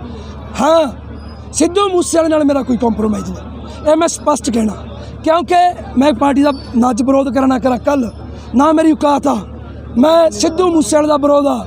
ਪਾਰਟੀ ਸਰਪੰਚ ਨੂੰ ਟਿਕਟ ਦੇ ਦੇ, ਪਾਰਟੀ MC ਨੂੰ ਟਿਕਟ ਦੇ ਦੇ, ਜਸਪਿੰਦਰ ਨਾਲ ਇਹ ਸੁਣਨ ਨਾਲ ਵਾਦਾ, ਲੋਕਾਂ ਨਾਲ ਵਾਦਾ। ਦੇਖੋ, ਅਗਰ ਸੀਟ ਜਿੱਤਣੀ ਆ ਤੇ ਸਾਨੂੰ ਇਹ ਪਿਛਲੀ ਵਾਰ ਵੀ ਨਹੀਂ ਸੀਟ ਜਿੱਤੀ ਗਈ, ਠੀਕ ਆ। ਹਾਲੇ ਕਿ ਪਾਰਟੀ ਦੀ ਇੱਕ ਬੜੀ ਵਧੀਆ ਸੋਚ ਸੀਗੀ ਪਿਛਲੀ ਵਾਰ ਵੀ, ਔਰ ਕਿਤੇ ਨਾ ਕਿਤੇ ਉਦੋਂ ਆਮ ਆਦਮੀ ਦਾ ਇੱਕ ਲੋਕਾਂ ਨੂੰ ਬੁਖਾਰ ਚੜ੍ਹਿਆ, ਔਰ ਅੰਤ ਵਿੱਚ ਜੋ ਹੋਇਆ ਆਪਾਂ ਸਾਰਿਆਂ ਨੇ ਵੇਖਿਆ। ਐਤਕੀ ਵੀ ਇਲੈਕਸ਼ਨ ਜਿੱਤਣਾ ਔਰ ਉਸ ਤੋਂ ਬਾਅਦ ਉਹ 5 ਸਾਲ ਹੰਡਾਉਣਾ, ਇਹ ਬਹੁਤ ਜ਼ਰੂਰੀ ਆ। ਜਸਪਿੰਦਰ ਨੇ ਬਹੁਤ ਕੰਮ ਕੀਤਾ। ਨੌਜਵਾਨ ਨੇ ਯੂਥ ਕਾਂਗਰਸ ਦੇ ਵਿੱਚ ਇਹੋ ਹੀ ਕੰਮ ਕਰ ਸਕਦੇ ਹੁੰਦੇ, ਕਿਉਂਕਿ ਸਾਨੂੰ ਕਿਹੜਾ ਨੌਜਵਾਨਾਂ ਨੂੰ ਗਰਾਂਟਾਂ ਦੇਣ ਨੂੰ ਹੁੰਦੀ ਆ ਜਾਂ ਇਹਨਾਂ ਕੋਲ ਸਰਕਾਰੀ ਪ੍ਰਜਾਤੰਤਰ ਹੁੰਦਾ। ਇਹ ਤਾਂ ਪਾਰਟੀ ਵਿੱਚ ਇਹਨੇ ਬਹੁਤ ਕੰਮ ਕੀਤਾ। ਬਹੁਤ ਕਾਬਲੇ ਤਾਰੀਫ ਬੰਦਾ ਵਾ, ਬਹੁਤ ਮਿਹਨਤੀ ਆ। ਔਰ ਇਹੋ ਜਿਹੇ ਮੁੰਡੇ ਅਗਰ ਅਸੀਂ ਪਾਰਟੀ ਦੇ ਵਿੱਚ ਟਿਕਟਾਂ ਦੇ ਕੇ ਅੱਗੇ ਲੈ ਕੇ ਆਵਾਂਗੇ ਤਾਂ ਕਿਤੇ ਨਾ ਕਿਤੇ ਯੂਥ ਕਾਂਗਰਸ ਦਾ ਹੌਸਲਾ ਬਣੂਗਾ, ਔਰ ਇੱਕ ਨਵਾਂ ਇਹੋ ਜਿਹੀ ਜਨਰੇਸ਼ਨ ਤਿਆਰ ਕਰੂਗੀ ਜਿਨ੍ਹਾਂ ਦੇ ਦਿਲਾਂ ਦੇ ਵਿੱਚ ਕਾਂਗਰਸ ਆ, ਜਿਹੜੇ ਕਾਂਗਰਸ ਲਈ ਮਰ ਮਿਟ ਜਾਣਗੇ, ਔਰ ਜਿਹੜੇ ਰਾਹੁਲ ਗਾਂਧੀ ਜੀ ਨੂੰ ਪ੍ਰਧਾਨ ਮੰਤਰੀ ਬਣਾਉਣ ਦਾ ਸੁਪਨਾ। ਕਾਂਗਰਸ ਦੇ ਵਿੱਚ ਜਦ ਤੱਕ ਲਿਸਟ ਨਾ ਆ ਜੇ ਉਦੋਂ ਤੱਕ ਸਾਰਿਆਂ ਦੀ ਟਿਕਟਾਂ ਪੱਕੀਆਂ ਹੁੰਦੀਆਂ, ਔਰ ਉਦੋਂ ਤੱਕ ਕਿਸੇ ਨਾ ਕਿਸੇ ਦੀ ਟਿਕਟ ਕੱਟੀਆਂ ਜਾਂਦੀਆਂ, ਕਿਸੇ ਦੀ ਬਣ ਜਾਂਦੀਆਂ। ਲੇਕਿਨ ਜਦੋਂ ਲਿਸਟ ਆਊਗੀ, ਜਦ ਤੱਕ ਉਹ ਨਾ ਆ ਜੇ, ਉਸ ਤੋਂ ਪਹਿਲਾਂ ਨਾ ਮੈਂ ਕਹਿ ਸਕਦਾ ਮੇਰੀ ਟਿਕਟ ਪੱਕੀ ਆ, ਨਾ ਚੰਨੀ ਸਾਹਿਬ ਕਹਿ ਸਕਦੇ, ਨਾ ਸਿੱਧੂ ਸਾਹਿਬ ਕਹਿ ਸਕਦੇ। ਇਹਦਾ ਸਮਾਂ ਹੀ ਦੱਸੂਗਾ ਵੀ ਟਿਕਟ ਕਿਹਦੀ ਪੱਕੀ। ਕਈ ਥਾਂ ਤੇ 4-4 ਵੀ ਹੋ ਗਈਆਂ, ਕਈ ਥਾਂ ਤੇ 5-5 ਵੀ ਹੋ ਗਈਆਂ। ਸੋ ਇਹਦਾ ਰਾਜਨੀਤੀ ਦਾ ਇੱਕ ਹਿੱਸਾ ਵਾ। ਸੋ ਸਾਡੀ ਇਹ ਬੇਨਤੀ ਆ, ਤਾਂ ਹੀ ਹਾਈ ਕਮਾਂਡ ਨੂੰ ਇਹ ਬੇਨਤੀ ਕਰਦੇ ਆ ਵੀ ਥੱਲੇ ਘੁੰਡੀਆਂ ਦੇ ਸਿੰਘ ਨਾ ਫਸਾਓ, ਥੱਲੇ ਨੌਜਵਾਨਾਂ ਦੀ ਆਪਸ 'ਚ ਭਿੜਤ ਨਾ ਕਰਾਓ। ਤੁਸੀਂ ਬਹਿ ਕੇ ਹਰ ਇੱਕ ਨੂੰ ਬੁਲਾ ਕੇ ਅਗਰ ਕਿਤੇ ਤੁਹਾਨੂੰ ਇਹ ਪ੍ਰੋਬਲਮ ਲੱਗਦੀ ਆ ਰੈਲੀਆਂ ਦੀ ਬਜਾਏ ਇਹ ਗੱਲਾਂ ਬੰਦ ਕਮਰਿਆਂ ਦੇ ਵਿੱਚ ਨਿਬੜ ਜਾਣ ਤੇ ਬਹੁਤ ਵਧੀਆ ਵਾ, ਨਹੀਂ ਤਾਂ ਇਹਦਾ ਜਲੂਸ ਔਰ ਖਲਾਰਾ ਕਿਤੇ ਨਾ ਕਿਤੇ ਪਾਰਟੀ ਨੂੰ ਨੁਕਸਾਨ ਕਰੂ। ਸ਼ਹਿਰ ਪੱਟੀ 'ਚ ਦਾਣਾ ਮੰਡੀ ਦੇ ਸਾਹਮਣੇ ਬੜੌਦਾ ਬੈਂਕ ਦੀ ਬ੍ਰਾਂਚ 'ਚ ਅੱਜ ਦੁਪਹਿਰ 2 ਵਜੇ 4 ਹਥਿਆਰਬੰਦ ਨੌਜਵਾਨਾਂ ਨੇ ਡਾਕਾ ਮਾਰਦਿਆਂ ਹੋਇਆ ਕੈਸ਼ੀਅਰ ਤੋਂ ਨਕਦੀ ਅਤੇ ਗਨਮੈਨ ਤੋਂ ਰਾਈਫਲ ਖੋਈ ਤੇ ਮੌਕੇ ਤੇ ਹੀ ਫਰਾਰ ਹੋ ਗਏ। ਬੈਂਕ ਮੈਨੇਜਰ ਕਮਲਦੀਪ ਅਤੇ ਗਨਮੈਨ ਗੁਰਸਾਹਿਬ ਸਿੰਘ ਤੋਂ ਮਿਲੀ ਜਾਣਕਾਰੀ ਮੁਤਾਬਿਕ 4 ਨੌਜਵਾਨ ਜਿਨ੍ਹਾਂ ਨੇ ਆਪਣੇ ਮੂੰਹ ਢਕੇ ਹੋਏ ਸਨ ਤੇ ਉਹਨਾਂ ਬ੍ਰਾਂਚ ਦੇ ਅੰਦਰ ਦਾਖਲ ਹੁੰਦਿਆਂ ਸਾਰੀ ਗਨਮੈਨ ਦੀ ਰਾਈਫਲ ਖੋਈ ਤੇ ਕੈਸ਼ੀਅਰ ਤੋਂ ਨਕਦੀ ਦੇ ਸੀਸੀਟੀਵੀ ਕੈਮਰਿਆਂ ਦੇ ਵਿੱਚ ਆ ਲੈ ਕੇ ਫਰਾਰ ਹੋ ਗਏ। ਸਰ ਕੀ ਨਾਂ ਜੀ ਤੁਹਾਡਾ? ਗੁਰਪ੍ਰੀਤ ਸਿੰਘ ਹੈ ਜੀ। ਕੀ ਸਰ ਮਾਮਲਾ ਜਿਹੜਾ ਬੈਂਕ ਬੜੌਦਾ ਦੇ ਵਿੱਚ ਕਹਿੰਦੇ ਕਿ ਲੁੱਟ ਹੋਈ ਆ? ਹਾਂਜੀ ਸਰ 2 ਵਜੇ ਦੀ ਗੱਲ ਹੈ ਜੀ। 4 ਆਪਣੇ ਨਕਾਬਪੋਸ਼ ਬੰਦੇ ਆਏ ਨੇ ਗਨ ਪੁਆਇੰਟ ਲੈ ਕੇ ਸਾਰਿਆਂ ਨੂੰ ਆਪਦੇ, ਉਹਨਾਂ ਨੇ ਕੈਸ਼ ਲੁੱਟਣ ਦੀ ਕੈਸ਼ ਲੁੱਟ ਕੇ ਲੈ ਗਏ ਜੀ। ਉਹ ਤੁਹਾਡੀ ਬਤੌਰ ਕੀ ਡਿਊਟੀ? ਮੈਂ ਕੈਸ਼ ਹੀ ਰਹੀ ਇੱਥੇ। ਠੀਕ ਹੈ, ਕਿੰਨੀ ਤੁਹਾਡੇ ਵੱਲੋਂ ਅੰਦਾਜ਼ਨ ਕਿੰਨੀ ਸਰ ਜਿਹੜੀ ਅੰਦਾਜ਼ਨ ਨਹੀਂ ਹੈ ਜੀ ਅਜੇ, ਕਿਉਂਕਿ ਅਜੇ ਪੂਰਾ ਕੈਲਕੂਲੇਟ ਕੀਤਾ ਨਹੀਂ ਗਿਆ, ਲੇਕਿਨ ਅੰਦਾਜ਼ਨ 10 ਲੱਖ ਰੁਪਇਆ ਕੈਸ਼ ਲੈ ਗਏ ਨੇ ਜੀ ਉਹ। ਹੁਣ ਇਸ ਵਕਤ ਪੁਲਿਸ ਪ੍ਰਸ਼ਾਸਨ ਤੁਹਾਡੇ ਕੋਲ ਪਹੁੰਚ ਗਿਆ? ਹਾਂਜੀ ਪੁਲਿਸ ਪ੍ਰਸ਼ਾਸਨ ਸਾਰੇ ਆਏ ਹੈ ਜੀ, ਕਾਰਵਾਈ ਕਰ ਰਹੇ ਨੇ ਜੀ। ਹਾਂਜੀ ਹਾਂਜੀ ਤਫਤੀਸ਼ ਕਰ ਰਹੇ ਨੇ ਉਹ, ਆਪਣੇ ਸਾਰੇ ਅਲਰਟ ਕੀਤਾ ਹੈ ਉਹਨਾਂ ਨੇ ਔਰ ਇਸ ਟਾਈਮ ਵੀ ਤਫਤੀਸ਼ ਚੱਲ ਰਹੀ ਹੈ ਜੀ ਉਹ। ਜੀ ਕੀ ਨਾਂ ਜੀ ਤੁਹਾਡਾ? ਸਰ ਗੁਰਸਾਹਿਬ ਸਿੰਘ ਜੀ। ਤੁਹਾਡੀ ਕੀ ਹੈ ਜੀ ਡਿਊਟੀ ਕੀ ਬੈਂਕ ਦੇ ਵਿੱਚ ਹੈਗੀ? ਬੈਂਕ ਦਾ ਗਨਮੈਨ ਹੈ ਜੀ। ਕੀ ਗੱਲਬਾਤ ਹੋਈ ਇੱਥੇ? ਗੱਲਬਾਤ ਸਰ 2 ਜਣੇ ਮਾਸਕ ਲਾਇਆ ਅੰਦਰ ਆਇਆ ਤੇ ਤੀਜਾ ਜਿਹੜਾ ਸੀ ਨਾ ਉਹਨੇ ਮਫਰਲ ਬੰਨਿਆ ਸੀ, 2 ਜਣੇ ਵੋਚਰ ਭਾਂਡੇ ਸੀ ਪਹਿਲਾਂ। ਤੀਜਾ ਜਿਹੜੀ ਬਾਅਦ ਚ ਆਇਆ ਉਹਨੇ ਮਫਰਲ ਲਾਇਆ ਸੀ ਤੇ ਉਹਨੂੰ ਮੈਂ ਕਿਹਾ ਸਰ ਸ਼ੀਸ਼ਾ ਗੇਟ ਬੰਦ ਕਰਕੇ ਮੈਂ ਸਰ ਮਫਰਲ ਥੱਲੇ ਕਰੋ, ਉਹਨੇ ਮਫਰਲ ਥੱਲੇ ਕੀਤਾ। ਮੈਨੂੰ ਕਿਹਾ ਮੈਂ ਸਰ ਚੰਗੀ ਤਰ੍ਹਾਂ ਕਰੋ, ਚੰਗੀ ਤਰ੍ਹਾਂ ਨੇ ਫਿਰ ਕਰਕੇ ਫਿਰ ਤਾਂ ਕਰ ਲਿਆ। ਉਦੋਂ ਮਗਰੋਂ ਜਦੋਂ ਅੰਦਰ ਆਇਆ ਸ਼ੀਸ਼ਾ ਗੇਟ ਖੋਲ੍ਹਿਆ, ਅੰਦਰ ਆਇਆ ਆਉਂਦੇ ਸਾਰੇ ਉਹਨੇ ਮੇਰੀ ਰਫਲ ਫੜੀ, ਦੂਜਾ ਨਾਲ ਹੀ ਆਇਆ ਉਹਨੇ ਪਿਸਟਲ ਕੱਢਿਆ ਕਿ ਗੋਲੀ ਮਾਰ ਤੂੰ ਭੈਣ ਚ ਰਫਲ ਦੇ ਗੋਲੀ ਨਾਲ ਉਹਦੇ ਮੈਂ ਗਲ 'ਚ ਹੱਥ ਲਾਇਆ, ਓਏ ਐਂ ਕੀਤਾ ਨੂੰ ਹੁਣ ਕਿ ਉਹਨੇ ਰਫਲ ਗੋਲੀ ਮੇਰੀ। ਕਿੰਨੀ ਸਾਰੀ ਰਕਮ ਦੀ ਜਿਹੜੀ ਫਰੌਤੀ ਹੋਈ? ਸਰ ਇਹਦੇ ਬਾਰੇ ਕਲੀਅਰ ਨਹੀਂ ਕੋਈ ਜੀ। ਕਿੰਨੇ ਜਣੇ ਸੀ ਤੇ ਕੌਣ ਕੌਣ ਕੁਛ ਚਿਹਰੇ ਪਛਾਣਦੇ ਹੋ ਤੁਸੀਂ? ਪਛਾਣ ਦੇ ਵਿੱਚ ਨਹੀਂ ਆ ਰਹੇ ਸਰ ਕੋਈ ਵੀ। 4 ਜਣੇ ਚੌਂਕ ਵਾਲੇ ਪਿਸਟਲ। ਠੀਕ ਹੈ। ਹਾਂਜੀ ਸਰ ਇੱਥੇ ਬੜੌਦਾ ਬੈਂਕ 'ਚ ਜਿਹੜੀ ਵਾਰਦਾਤ ਦਿੱਤੀ ਗਈ ਆ ਕੈਸ਼ ਨੂੰ ਲੁੱਟਣ ਦੀ, ਤੇ ਕੀ ਇਹਦੇ ਸੰਬੰਧੀ ਕੀ ਕਾਰਵਾਈ ਕੀਤੀ ਜਾ ਰਹੀ ਹੈ ਜੀ? ਬਸ ਜੀ ਕਾਰਵਾਈ ਕਰਨ ਡਿਆ ਜੀ ਅਸੀਂ ਇਸ ਸੰਬੰਧੀ ਜੋ ਵੀ ਬੈਂਕ ਵਾਲੇ ਸਾਨੂੰ ਲਿਖਤੀ ਸਟੇਟਮੈਂਟ ਦੇਣਗੇ ਉਸ ਮੁਤਾਬਕ ਅਸੀਂ ਕਾਨੂੰਨੀ ਕਾਰਵਾਈ ਹੁੰਦੀ ਰਹੇ। ਹੁਣ ਤੱਕ ਸਰ ਕਿੰਨੇ ਕੈਮਰਿਆਂ ਦੀ ਜਿਹੜੇ ਚੈੱਕ ਸਾਰੇ ਵੱਖਰੀ ਵੱਖਰੀ ਟੀਮਾਂ ਥਾਣੇ ਵੱਲੋਂ ਗਈਆਂ, ਸੀਆਈਏ ਸਟਾਫ ਆਇਆ ਵਾ ਥਾਣੇ ਵੱਲੋਂ ਆਈਆਂ ਵਾ, ਹੋਰ ਵੀ ਸਾਡੇ ਸਾਰਾ ਸਬ ਡਿਵੀਜ਼ਨ ਦੇ ਸਾਰੇ ਜ਼ਿਲ੍ਹੇ ਦੇ ਵੱਲੋਂ ਅਸੀਂ ਸਾਰੇ ਚੈੱਕ ਕਰ ਰਹੇ ਹਾਂ। ਕਰੀਬ ਕਿੰਨੇ ਰਕਮ ਦੀ ਜਿਹੜੀ ਲੁੱਟ ਹੋਈ ਸਰ? ਅਜੇ ਤੱਕ ਉਹਨਾਂ ਸਾਨੂੰ ਕੋਈ ਲਿਖਤੀ ਨਹੀਂ ਦਿੱਤਾ, ਲਿਖਤੀ ਦੇਣਗੇ ਤੇ ਅਸੀਂ ਵੇਖ ਲਵਾਂਗੇ। ਠੀਕ ਹੈ। ਪੰਜਾਬ ਸਰਕਾਰ ਨੇ ਕੋਰੋਨਾ ਦੇ ਨਵੇਂ ਵੇਰੀਐਂਟ ਦਾ ਫੈਲਾਅ ਰੋਕਣ ਲਈ ਸਖਤ ਫੈਸਲਾ ਲਿਆ ਹੈ। ਸਰਕਾਰ ਨੇ ਸੂਬੇ ਵਿੱਚ ਸਕੂਲ ਤੇ ਕਾਲਜਾਂ ਨੂੰ ਬੰਦ ਕਰਨ ਅਤੇ ਰਾਤ 10 ਵਜੇ ਤੋਂ ਸਵੇਰੇ 5 ਵਜੇ ਤੱਕ ਨਾਈਟ ਕਰਫਿਊ ਲਾਉਣ ਦੇ ਹੁਕਮ ਜਾਰੀ ਕਰ ਦਿੱਤੇ ਨੇ। ਇਸ ਤੋਂ ਇਲਾਵਾ ਸੂਬੇ ਦੇ ਸਾਰੇ ਵਿਦਿਅਕ ਅਦਾਰੇ 15 ਜਨਵਰੀ ਤੱਕ ਬੰਦ ਰੱਖਣ ਦੇ ਨਿਰਦੇਸ਼ ਵੀ ਦੇ ਦਿੱਤੇ ਗਏ ਨੇ। ਇਸ ਸੰਬੰਧੀ ਗ੍ਰਹਿ ਵਿਭਾਗ ਨੇ ਸਾਰੇ ਜ਼ਿਲ੍ਹਿਆਂ ਦੇ ਡਿਪਟੀ ਕਮਿਸ਼ਨਰਾਂ ਨੂੰ ਹਦਾਇਤਾਂ ਵੀ ਦਿੱਤੀਆਂ ਨੇ, ਜਿਸ ਦੇ ਚੱਲਦੇ ਅੰਮ੍ਰਿਤਸਰ ਦੇ ਡਿਪਟੀ ਕਮਿਸ਼ਨਰ ਗੁਰਪ੍ਰੀਤ ਸਿੰਘ ਖਹਿਰਾ ਦੇ ਪੁਲਿਸ ਕਮਿਸ਼ਨਰ ਸੁਖਚੈਨ ਸਿੰਘ ਗਿੱਲ ਵੱਲੋਂ ਪ੍ਰੈਸ ਕਾਨਫਰੰਸ ਕਰਕੇ ਜਾਣਕਾਰੀ ਦਿੱਤੀ ਗਈ ਅਤੇ ਪੱਤਰਕਾਰਾਂ ਨੂੰ ਜਾਣਕਾਰੀ ਦਿੰਦੇ ਹੋਏ ਦੱਸਿਆ ਕਿ ਸਾਰੇ ਵਿਅਕਤੀਆਂ ਲਈ ਕੰਮ ਵਾਲੀਆਂ ਥਾਵਾਂ ਸਮੇਤ ਜਨਤਕ ਥਾਵਾਂ ਤੇ ਮਾਸਕ ਪਹਿਨਣਾ ਲਾਜ਼ਮੀ ਹੋਵੇਗਾ। ਸਰੀਰਕ ਦੂਰੀ ਦਾ ਵੀ ਪਾਲਣ ਕਰਨਾ ਹੋਵੇਗਾ। ਇਸ ਦੀ ਉਲੰਘਣਾ ਕਰਨ ਤੇ ਕਾਰਵਾਈ ਜ਼ਰੂਰ ਕੀਤੀ ਜਾਵੇਗੀ। 3 ਦਿਨਾਂ ਤੋਂ ਆਪਣੇ ਕੇਸਿਸ ਔਨ ਰਾਈਜ਼ ਹੈਗੇ ਨੇ, ਇੱਕ ਦਿਨ 19, ਕੱਲ 20 ਔਰ ਅੱਜ ਫਿਰ ਐਕਸਪੈਕਟਡ ਨੇ। ਸੋ ਪੂਰੇ ਜੋ ਸੂਬੇ ਦੇ ਵਿੱਚ ਔਰ ਬਾਕੀ ਸਾਰਾ ਸੀ ਅੰਮ੍ਰਿਤਸਰ ਦੇ ਵਿੱਚ ਵੀ ਉਸੇ ਪੈਟਰਨ ਤੇ ਨੰਬਰ ਆਫ ਕੇਸਿਸ ਇੱਕਦਮ ਵਧਣੇ ਸ਼ੁਰੂ ਹੋ ਗਏ ਨੇ। ਉਹਦੇ ਵਿੱਚ ਸਾਡੇ ਵੱਲੋਂ ਦੁਬਾਰਾ ਤੋਂ ਕੁਝ ਰਿਸਟ੍ਰਿਕਸ਼ਨਸ ਗਵਰਨਮੈਂਟ ਵੱਲੋਂ ਲਗਾ ਦਿੱਤੀਆਂ ਗਈਆਂ ਨੇ ਔਰ ਉਹ ਰਿਸਟ੍ਰਿਕਸ਼ਨਸ ਕੀ ਨੇ, ਇੱਕ ਤੇ ਉਹ ਤੁਹਾਡੇ ਨਾਲ ਸਾਰਿਆਂ ਨਾਲ ਸਾਂਝੀਆਂ ਕਰਨੀਆਂ ਨੇ। ਦੂਸਰਾ ਅਸੀਂ ਫਿਰ ਲੋਕਾਂ ਨੂੰ ਅਵੇਅਰ ਕਰਨਾ ਹੈ ਕਿ ਜਿਹੜੀ ਚੀਜ਼ ਤੋਂ ਆਪਾਂ ਨੂੰ ਲੱਗ ਰਿਹਾ ਸੀ ਕਿ ਸ਼ਾਇਦ ਬਿਲਕੁਲ ਕੋਵਿਡ ਖਤਮ ਹੋ ਗਿਆ ਹੈ, ਪਤਾ ਸਾਰਿਆਂ ਨੂੰ ਸੀ ਕਿ ਕੋਵਿਡ ਆਲੇ ਦੁਆਲੇ ਹੈਗਾ ਹੈ, ਲੇਕਿਨ ਫਿਰ ਵੀ ਆਪਾਂ ਅਵੇਸਲੇ ਹੋ ਗਏ ਸੀ ਵੀ ਸ਼ਾਇਦ ਆਪਾਂ 3rd ਵੇਵ ਨਾ ਹੀ ਆਵੇ। ਲੇਕਿਨ ਜੋ ਆਪਾਂ ਦੇਖ ਰਹੇ ਹਾਂ ਕਿ we have entered the 3rd wave, so precautions ਆਪਾਂ ਨੂੰ ਇਮੀਡੀਏਟਲੀ ਹੁਣ ਦੁਬਾਰਾ ਲੈਣੇ ਪੈਣੇ ਨੇ। ਸੋ ਜਿਹੜੀਆਂ ਡਾਇਰੈਕਸ਼ਨਸ ਇਮੀਡੀਏਟ ਇਫੈਕਟ ਤੋਂ ਇਸ਼ੂ ਹੋ ਚੁੱਕੀਆਂ ਨੇ ਉਹ ਮੈਂ ਤੁਹਾਡੇ ਨਾਲ ਸਾਰੀਆਂ ਸਾਂਝੀਆਂ ਕਰ ਲੈਣਾ। ਸੋਸ਼ਲ ਡਿਸਟੈਂਸਿੰਗ ਦੇ ਔਰ ਜਿਹੜੇ ਤੁਹਾਡੇ ਵੇਅਰਿੰਗ ਆਫ ਮਾਸਕ ਦੇ ਨੋਰਮਸ ਨੇ ਜੀ, ਉਹ ਪਹਿਲਾਂ ਵਾਂਗੂ ਸਿਮਿਲਰ ਤੌਰ ਤੇ ਸਾਰੇ ਪਬਲਿਕ ਪਲੇਸਿਸ ਤੇ ਆਫਿਸਿਸ ਉਸੇ ਤਰੀਕੇ ਨਾਲ ਲਾਗੂ ਹੋਣਗੇ। ਮਾਸਕ ਦੁਬਾਰਾ ਤੋਂ ਕੰਪਲਸਰੀ ਹੋ ਗਿਆ ਹੈਗਾ ਔਰ ਸੋਸ਼ਲ ਡਿਸਟੈਂਸਿੰਗ ਦੇ ਨੋਰਮਸ ਜਿਹੜੇ ਨੇ ਉਹ ਵੀ ਸਾਰੇ ਫੋਲੋ ਕਰਨੇ ਪੈਣੇ ਨੇ। ਨਾਈਟ ਕਰਫਿਊ ਮਿਊਨਿਸਪਲ ਏਰੀਏ ਦੇ ਵਿੱਚ 10 ਵਜੇ ਤੋਂ ਲੈ ਕੇ ਸਵੇਰੇ 5 ਵਜੇ ਤੱਕ ਸਾਰੇ ਮਿਊਨਿਸਪਲ ਟਾਊਨਸ ਦੇ ਵਿੱਚ, ਮੀਨਸ ਕਿ ਅੰਮ੍ਰਿਤਸਰ ਸ਼ਹਿਰ 'ਚ ਵੀ ਔਰ ਜਿਹੜੇ ਕਸਬੇ ਨੇ ਮਿਊਨਿਸਪਲ, ਚਾਹੇ ਉਹ ਜੰਡਿਆਲਾ ਗੁਰੂ ਹੈ ਜਾਂ ਉਹਨਾਂ ਦੇ ਮਿਊਨਿਸਪਲ ਟਾਊਨਸ ਦੇ ਵਿੱਚ ਨਾਈਟ ਕਰਫਿਊ ਲਾਗੂ ਹੋਏਗਾ। ਲੇਕਿਨ ਇਹਦੇ ਦੌਰਾਨ ਜਿਸ ਤਰ੍ਹਾਂ ਅਸੀਂ ਪਹਿਲਾਂ ਛੋਟ ਦਿੰਦੇ ਸੀ, ਕੋਈ ਇੰਡਸਟਰੀਅਲ ਵਰਕਰ ਹੈ ਉਹਨਾਂ ਦੀ ਸ਼ਿਫਟ ਰਾਤ ਨੂੰ ਚੱਲ ਰਹੀ ਹੈ, ਕੋਈ 에ਅਰਪੋਰਟ ਤੋਂ ਤੁਹਾਡਾ ਵਾਪਸ ਫਲਾਈਟ ਹੈਗੀ ਹੈ, ਉਹ ਲੋਕਾਂ ਨੇ ਘਰਾਂ 'ਚ ਜਾਣਾ ਹੈ, ਜਾਂ ਜਿਹੜੇ ਕੋਈ ਰਾਤ ਨੂੰ ਨਾਈਟ ਟਰੈਵਲ ਕਰ ਰਹੇ ਹੈਗੇ ਨੇ ਉਹ ਆਪਣੀ ਡੈਸਟੀਨੇਸ਼ਨਸ 'ਤੇ ਜਾ ਸਕਦੇ ਆ, ਉਹਨਾਂ ਨੂੰ ਕੋਈ ਖੱਜਲ ਖੁਆਰੀ ਨਹੀਂ ਹੋਏਗੀ। ਸਾਰੇ ਸਕੂਲ ਐਂਡ ਕਾਲਜਿਸ ਨੂੰ ਔਨਲਾਈਨ ਮੋਡ ਦੇ ਉੱਤੇ ਸ਼ਿਫਟ ਕਰ ਦਿੱਤਾ ਗਿਆ ਕਿ ਉਹ ਆਪਣੀਆਂ ਆਫਲਾਈਨ ਕਲਾਸਿਸ ਬੰਦ ਕਰਨ ਔਰ ਇਮੀਡੀਏਟਲੀ ਔਨਲਾਈਨ ਜੋ ਵੀ ਉਹਨਾਂ ਦੇ ਪ੍ਰੋਸੈਸ ਚੱਲ ਰਿਹਾ ਹੈ, ਸਿਲੇਬਸ ਕੰਪਲੀਟ ਕਰਨੇ ਨੇ, ਉਹ ਔਨਲਾਈਨ ਮੈਥਡ ਦੇ ਨਾਲ ਦੁਬਾਰਾ ਔਨਲਾਈਨ ਚੱਲਣਗੇ। ਐਕਸੈਪਟ ਨਰਸਿੰਗ ਤੇ ਮੈਡੀਕਲ ਕਾਲਜਿਸ, ਉਹ ਆਫਲਾਈਨ ਵੀ ਲੱਗੇ ਰਹਿਣਗੇ।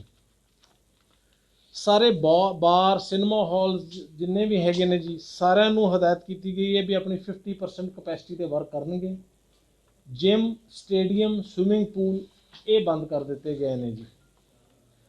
AC ਬੱਸਿਸ 50% ਕਪੈਸਿਟੀ 'ਤੇ ਚੱਲਣਗੀਆਂ। ਦਫ਼ਤਰਾਂ 'ਚ, ਫੈਕਟਰੀਆਂ 'ਚ, ਪ੍ਰਾਈਵੇਟ ਅਦਾਰਿਆਂ 'ਚ ਕੇਵਲ ਵੈਕਸੀਨੇਟਡ ਸਟਾਫ ਹੀ ਅਲਾਊਡ ਹੋਏਗਾ। ਬਿਨਾਂ ਵੈਕਸੀਨੇਸ਼ਨ ਤੋਂ ਕੋਈ ਬੰਦਾ ਉੱਥੇ ਆਪਣਾ ਦਫ਼ਤਰਾਂ 'ਚ, ਭਾਵੇਂ ਉਹ ਪ੍ਰਾਈਵੇਟ ਨੇ, ਭਾਵੇਂ ਸਰਕਾਰੀ ਨੇ, ਜਾਂ ਉਹ ਫੈਕਟਰੀ ਹੈ ਜਾਂ ਇੰਡਸਟਰੀ ਹੈ, ਕੋਈ ਵੀ ਅਲਾਊਡ ਨਹੀਂ ਹੋਏਗਾ। ਪੰਜਾਬ 'ਚ ਐਂਟਰੀ ਉਸੇ ਦੀ ਹੋਏਗੀ ਜਿਹੜੇ ਬੰਦੇ ਜਿਹੜੇ ਨੇ ਫੁੱਲੀ ਵੈਕਸੀਨੇਟਡ ਨੇ, ਜਾਂ ਜਿਨ੍ਹਾਂ ਕੋਲ ਜੇ ਨਹੀਂ ਵੈਕਸੀਨੇਟਡ ਤੇ ਤੁਹਾਡੇ ਕੋਲ 72 ਘੰਟੇ ਪਹਿਲਾਂ ਦੀ ਨੈਗੇਟਿਵ ਰਿਪੋਰਟ ਹੋਣੀ ਲਾਜ਼ਮੀ ਹੈ। ਅਦਰਵਾਈਜ਼ ਰੈਟ ਦਾ ਟੈਸਟ ਜਿਹੜਾ ਹੈਗਾ ਉਹ ਮੌਕੇ 'ਤੇ ਹੋਏਗਾ ਸਾਰਿਆਂ ਦਾ। ਗੈਦਰਿੰਗਸ ਦਾ ਬੜਾ ਅਹਿਮ ਪਾਰਟ ਹੈ। 500 ਇਨਡੋਰ, 700 ਆਊਟਡੋਰ, ਔਰ ਕੈਪ ਹੈ 50% ਕਪੈਸਿਟੀ। ਜੇ ਕੋਈ ਹਾਲ 50% ਕਪੈਸਿਟੀ ਦਾ ਮਤਲਬ ਹੈ ਵੀ ਹਾਲ ਹੀ 200 ਬੰਦਿਆਂ ਨੂੰ ਅਕੋਮੋਡੇਟ ਕਰ ਸਕਦਾ ਹੈ, ਤੇ ਉਹ 500 ਨਹੀਂ ਮੰਨਿਆ ਜਾਏਗਾ। ਉਹ ਆਪਣੀ 50% ਕਪੈਸਿਟੀ 'ਤੇ ਹੀ, ਇਹਦਾ ਮਤਲਬ ਉਹ 100 ਬੰਦਾ ਹੀ ਕਰ ਸਕੇਗਾ। ਇਹ ਇਸ ਤਰੀਕੇ ਨਾਲ ਗੈਦਰਿੰਗ ਦੇ ਨੋਰਮਸ ਹੋਣਗੇ। ਦੂਸਰਾ, ਜਿਹੜੇ ਵੀ ਆਰਗੇਨਾਈਜ਼ਰਸ ਨੇ ਫੈਸਟੀਵਲ ਗੈਦਰਿੰਗਸ ਵਗੈਰਾ ਕਰ ਰਹੇ ਨੇ, ਜਿੱਥੇ ਵੀ ਉਹ ਚਾਹੇ ਰਿਲੀਜੀਅਸ ਨੇ, ਦੂਜਾ ਸਿਰਫ ਵੈਕਸੀਨੇਟਡ ਲੋਕ ਅਲਾਊਡ ਹੋਣਗੇ। ਪਬਲਿਕ ਪਲੇਸਿਸ 'ਤੇ ਵੀ ਜਿਹੜੀਆਂ ਕੋਈ ਲੋਕੀ ਜਾ ਰਹੇ ਨੇ, ਬਾਜ਼ਾਰਾਂ, ਸਬਜ਼ੀ ਮੰਡੀ, ਇਹਨਾਂ ਦੀ ਤੁਰੰਤ ਪ੍ਰਭਾਵ ਤੋਂ ਚੈਕਿੰਗ ਸ਼ੁਰੂ ਹੋ ਜਾਣੀ ਹੈ ਕਿ ਤੁਹਾਡੇ ਕੋਲ ਵੈਕਸੀਨੇਟਡ ਜੇ ਰਿਕਾਰਡ ਹੈ, ਅਦਰਵਾਈਜ਼ ਸਾਰਿਆਂ ਨੂੰ ਅਲਾਊਡ ਨਹੀਂ ਹੋਏਗਾ ਪਬਲਿਕ ਸਪੇਸਿਸ 'ਤੇ ਵੀ ਜਾਣਾ। ਸ਼ਹਿਰ ਨਾਭਾ ਦੇ ਬੋੜਾ ਗੇਟ ਸਥਿਤ ਬਸਤੀ ਵਿੱਚ ਇੱਕ ਪਤੀ ਵੱਲੋਂ ਆਪਣੀ ਪਤਨੀ ਦਾ ਕਤਲ ਕੀਤੇ ਜਾਣ ਦਾ ਮਾਮਲਾ ਸਾਹਮਣੇ ਆਇਆ ਹੈ। ਮਿਲੀ ਜਾਣਕਾਰੀ ਮੁਤਾਬਿਕ ਹਰਪ੍ਰੀਤ ਸਿੰਘ ਹੈਪੀ ਪੁੱਤਰ ਸੁਖਦੇਵ ਸਿੰਘ ਦੀ ਸੁਖਪਤਨੀ ਅੰਜੂ ਸੂਦ ਕਿਸੇ ਸੈਲੂਨ ਵਿੱਚ ਕੰਮ ਕਰਦੀ ਸੀ, ਜਿੱਥੇ ਉਸ ਨੂੰ ਜਾਣ ਤੋਂ ਉਸ ਦਾ ਪਤੀ ਰੋਕਦਾ ਸੀ, ਜਿਸ ਕਾਰਨ ਪਿਛਲੇ ਇੱਕ ਹਫ਼ਤੇ ਤੋਂ ਦੋਵਾਂ ਵਿੱਚ ਆਪਸੀ ਟਕਰਾਅ ਚੱਲ ਰਿਹਾ ਸੀ। ਹਰਪ੍ਰੀਤ ਵੱਲੋਂ ਆਪਣੀ ਪਤਨੀ ਦਾ ਕਤਲ ਕੀਤੇ ਜਾਣ ਉਪਰੰਤ ਪੁਲਿਸ ਨੂੰ ਆਪ ਹੀ ਇਤਲਾਹ ਵੀ ਦਿੱਤੀ ਗਈ। ਮੌਕੇ ਤੇ ਪਹੁੰਚੇ ਪੁਲਿਸ ਅਧਿਕਾਰੀ ਮਨਮੋਹਨ ਸਿੰਘ ਨੇ ਦੱਸਿਆ ਕਿ ਬਿਆਨਾਂ ਦੇ ਆਧਾਰ ਤੇ ਕਾਰਵਾਈ ਕੀਤੀ ਜਾ ਰਹੀ ਹੈ। ਬਹੁਤ ਲੜਾਈ ਹੋ ਰਹੀ ਆ, ਹਫ਼ਤੇ 10 ਦਿਨ ਦੀ। ਉਹ ਜਿੱਥੇ ਕੰਮ ਤੇ ਲੱਗੀ ਹੋਈ ਸੀ, ਉਹ ਮੁੰਡੇ ਪਿੱਛੇ ਲੜਾਈ ਹੁੰਦੀ ਹੈਗੀ, ਸੈਲੂਨ ਵਾਲਾ ਜੀ ਸੰਜੇ, ਸਿਰਫ ਉਹਦੇ ਪਿੱਛੇ ਲੜਾਈ। ਮੇਰਾ ਮੁੰਡਾ ਰੋਕਦਾ ਸੀ, ਇਹ ਕਹਿੰਦੀ ਮੈਂ ਜਾਊਂਗੀ, ਬਸ ਆਹ ਗੱਲ ਪਿੱਛੇ ਇਹਨਾਂ ਦਾ ਕਲੇਸ਼ ਪੈਂਦਾ ਸੀਗਾ, ਹੋਰ ਕੋਈ ਗੱਲ ਨਹੀਂ। ਉਹ ਮੁੰਡਿਆਂ ਦਾ ਸੈਲੂਨ, ਇਹ ਕਹਿੰਦੀ ਮੈਂ ਕੁੜੀ ਦੇ ਲੱਗੀ ਹੋਈ ਆ ਕਿਸੇ ਦੇ, ਆਹ ਗੱਲ ਸੀ, ਆਹ ਬਾਤ ਸੀ, ਰੋਜ਼ ਇਸੇ ਗੱਲ ਪਿੱਛੇ ਲੜਾਈ ਹੁੰਦੀ ਸੀ ਜੀ, ਹੋਰ ਕੋਈ ਗੱਲ ਨਹੀਂ। ਇਹ ਕਦੋਂ ਮਤਲਬ ਕਾਹਦੇ ਨਾਲ ਮਾਰਤਾ ਫਿਰ? ਸਾਨੂੰ ਪਤਾ ਹੀ ਨਹੀਂ, ਸਭ ਲੋਕ ਲਾ ਕੇ ਅੰਦਰ ਸੁੱਤੇ ਪਏ ਆ ਅਸੀਂ। ਮੈਂ ਤਾਂ ਸਵੇਰੇ 7 ਵਜੇ ਦੀ ਆਪਣਾ ਕੰਮ ਪਾਠ ਪੂਜਾ ਕਰਦੀ ਹਾਂ, 4 ਵਜੇ ਉੱਠ ਕੇ। ਇਹ ਹਲੇ ਇਹਦੀ ਇਨਵੈਸਟੀਗੇਸ਼ਨ ਕਰਾਂਗੇ ਜੀ, ਜੋ ਸਾਨੂੰ ਸਟੇਟਮੈਂਟ ਲਿਖਾਣਗੇ ਉਹਦੇ ਆਧਾਰ ਤੇ ਕਾਰਵਾਈ ਕਰਾਂਗੇ, ਜੋ ਤੱਥ ਸਾਹਮਣੇ ਆਉਣਗੇ। ਹਲੇ ਕੋਈ ਕਿੱਥੇ ਸੀ ਮਤਲਬ? ਇਹ ਲੱਗਦਾ ਇਹਦਾ ਗਲਾ ਘੁੱਟਿਆ ਹੈ, ਬਾਕੀ ਪੋਸਟਮਾਰਟਮ ਤੋਂ ਬਾਅਦ ਪਤਾ ਲੱਗਦਾ। ਇਤਲਾਹ ਕਿਹਨੇ ਦਿੱਤੀ ਹੈ ਜਿਹੜੀ ਪੁਲਿਸ ਨੂੰ? ਇਤਲਾਹ ਕਿੱਥੋਂ ਮਿਲੀ? ਇਤਲਾਹ ਸਾਨੂੰ ਕੰਟਰੋਲ ਤੋਂ ਮਾਰਨ ਵਾਲੇ ਨਹੀਂ। 2017 ਦੇ ਵਿੱਚ ਘਰ ਰੋਜ਼ਗਾਰ ਦੇਣ ਤੋਂ ਬਾਅਦ ਕਰਕੇ ਸੱਤਾ ਵਿੱਚ ਆਈ ਕਾਂਗਰਸ ਸਰਕਾਰ ਅੱਜ ਤੱਕ ਆਪਣਾ ਇਹ ਵਾਅਦਾ ਪੂਰਾ ਨਹੀਂ ਕਰ ਸਕੀ, ਪਰੰਤੂ ਕਾਂਗਰਸ ਦੀ ਸਰਕਾਰ ਕੁਝ ਇਹੋ ਜਿਹੇ ਫੈਸਲੇ ਕਰ ਰਹੀ ਹੈ ਜਿਸ ਦੇ ਨਾਲ ਪਹਿਲਾਂ ਤੋਂ ਰੋਜ਼ਗਾਰ ਦੇ ਲੱਗੇ ਨੌਜਵਾਨ ਵੀ ਬੇਰੁਜ਼ਗਾਰੀ ਦੀ ਕਗਾਰ ਤੇ ਪਹੁੰਚ ਚੁੱਕੇ ਨੇ। ਇਹ ਜਿਹਾ ਹੀ ਮਾਮਲਾ ਸਾਹਮਣੇ ਆਇਆ ਹੈ ਮਿੰਨੀ ਬੱਸ ਆਪਰੇਟਰਾਂ ਦਾ। ਰੂਪਨਗਰ ਵਿੱਚ ਇਕੱਠੇ ਹੋਏ ਮਿੰਨੀ ਬੱਸ ਆਪਰੇਟਰਾਂ ਨੇ ਸਰਕਾਰ ਦੇ ਖਿਲਾਫ ਜੰਮ ਕੇ ਨਾਅਰੇਬਾਜ਼ੀ ਕੀਤੀ। ਸਰਕਾਰ ਖਿਲਾਫ ਪ੍ਰਦਰਸ਼ਨ ਕਰਨ ਮਿੰਨੀ ਬੱਸ ਆਪਰੇਟਰਾਂ ਨੇ ਕਾਂਗਰਸ ਦੀ ਸਰਕਾਰ ਅਤੇ ਟਰਾਂਸਪੋਰਟ ਮੰਤਰੀ ਰਾਜਾ ਵੜਿੰਗ ਤੇ ਦੋਸ਼ ਲਗਾਉਂਦੇ ਹੋਏ ਕਿਹਾ ਕਿ ਸਰਕਾਰ ਨੇ ਘਰ ਰੋਜ਼ਗਾਰ ਕੀ ਦੇਣਾ ਸੀ, ਜਿਹੜਾ ਰੋਜ਼ਗਾਰ ਉਹਨਾਂ ਦੇ ਕੋਲ ਹੈ ਉਹ ਵੀ ਖੋਇਆ ਜਾ ਰਿਹਾ ਹੈ। ਹਾਂਜੀ, ਅੱਜ ਅਸੀਂ ਸਮੂਹ ਟਰਾਂਸਪੋਰਟਰ ਰੂਪਨਗਰ ਬੱਸ ਸਟੈਂਡ ਦੇ ਵਿੱਚ ਇਕੱਤਰ ਹੋਏ ਹਾਂ।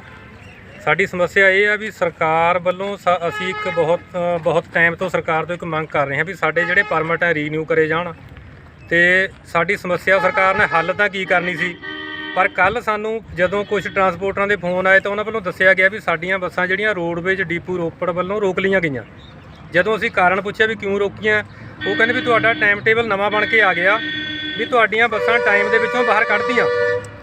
ਜਦ ਕਿ ਟਾਈਮ ਦੇ ਵਿੱਚੋਂ ਬਾਹਰ ਨਾ ਤਾਂ ਸਾਨੂੰ ਟਾਈਮ ਟੇਬਲ ਬਣਨ ਦਾ ਪਤਾ ਲੱਗਿਆ, ਕਿਉਂਕਿ ਜਦੋਂ ਵੀ ਪਹਿਲਾਂ ਟਾਈਮ ਟੇਬਲ ਬਣਦੇ ਆ ਤਾਂ ਪਹਿਲਾਂ ਭਵਿੱਖ ਦੇ ਵਿੱਚ ਜਿੰਨੀ ਵਾਰ ਵੀ ਟਾਈਮ ਟੇਬਲ ਬਣੇ ਸਾਰੇ ਟਰਾਂਸਪੋਰਟਰ ਇਕੱਤਰ ਹੁੰਦੇ ਆ, ਸਾਈਨ ਹੁੰਦੇ ਆ ਬਕਾਇਦਾ, ਫਿਰ ਟਾਈਮ ਟੇਬਲ ਬਣਦਾ।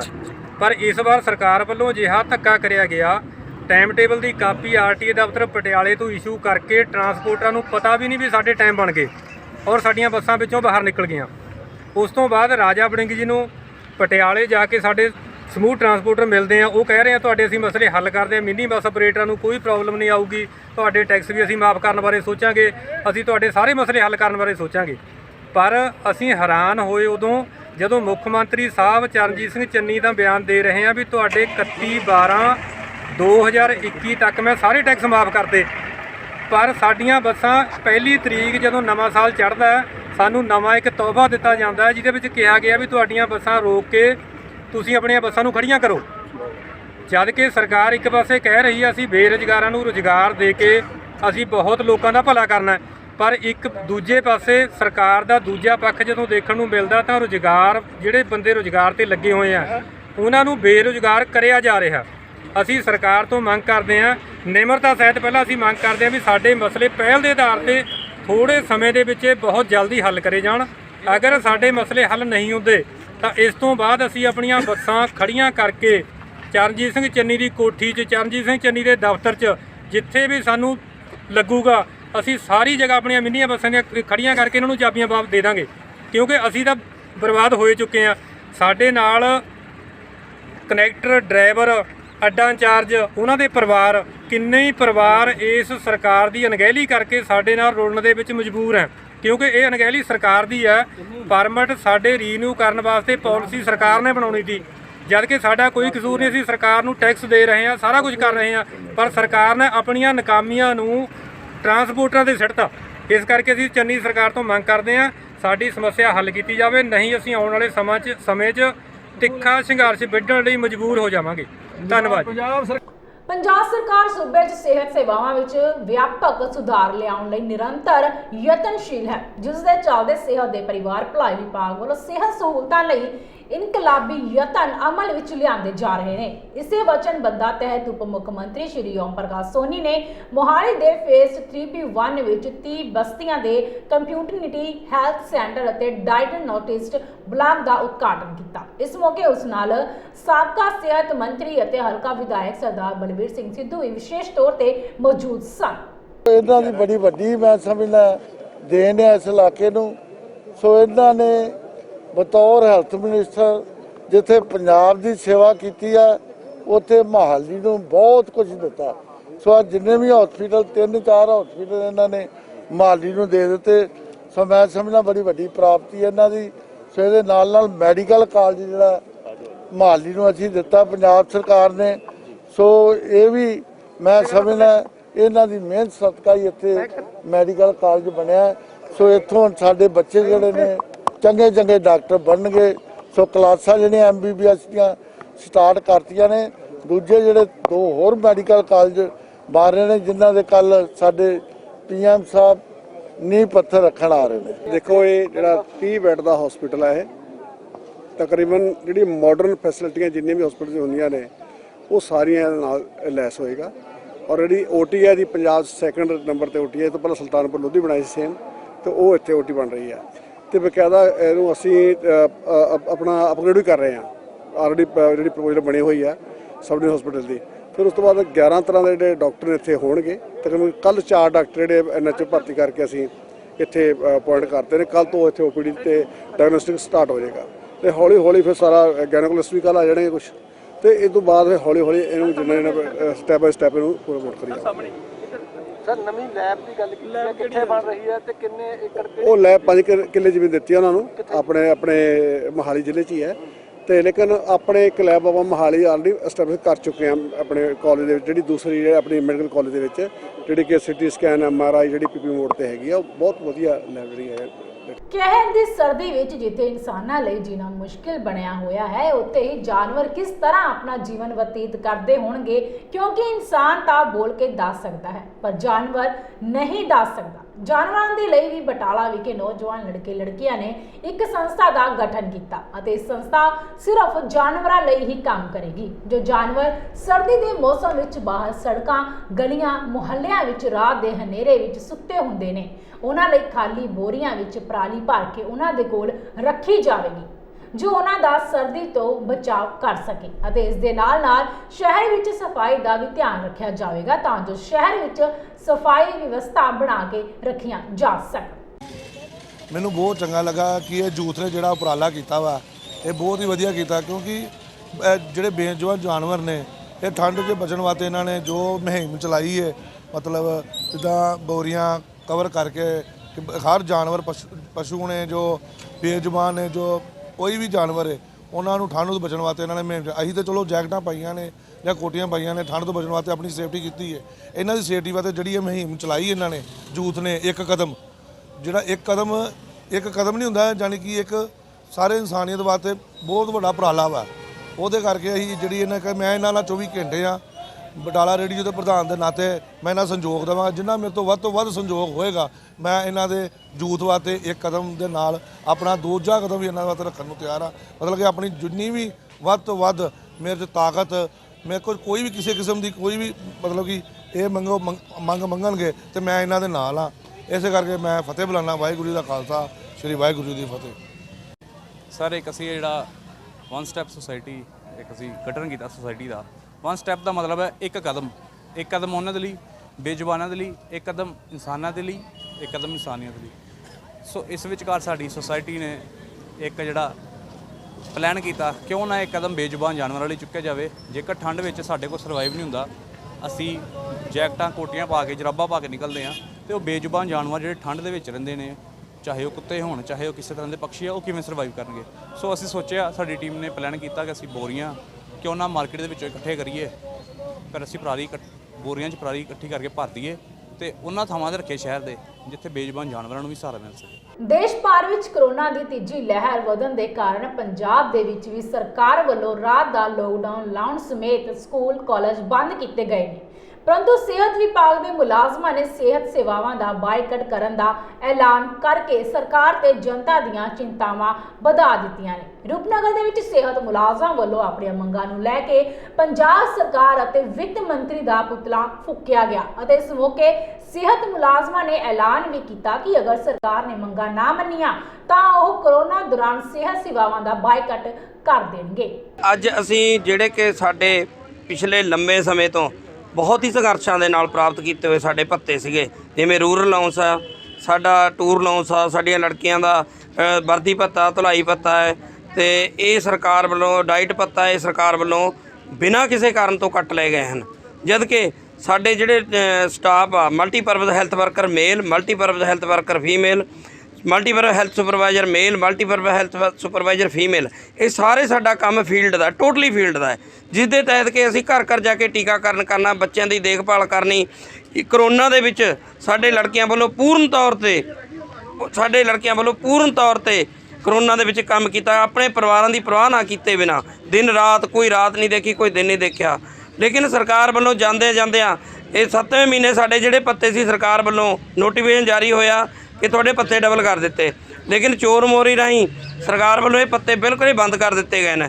ਤੁਸੀਂ ਹੜਤਾਲ ਤੇ ਕਰੋਨਾ ਬਾਅਦ ਖਬਰ ਗੁਰਦਾਸਪੁਰ ਤੋਂ ਜਿੱਤੇ ਐਮਐਲਏ ਬਲਵਿੰਦਰ ਸਿੰਘ ਲਾਡੀ ਭਾਜਪਾ ਨੂੰ ਛੱਡ ਕੇ ਕਿਹੜੇ ਡਰ, ਭਰਮ ਜਾਂ ਪਿਆਰ ਨਾਲ ਕਾਂਗਰਸ ਵਿੱਚ ਵਾਪਸ ਆ ਗਏ ਨੇ, ਇਸ ਬਾਰੇ ਤਾਂ ਲਾਡੀ ਹੀ ਦੱਸ ਸਕਦੇ ਨੇ।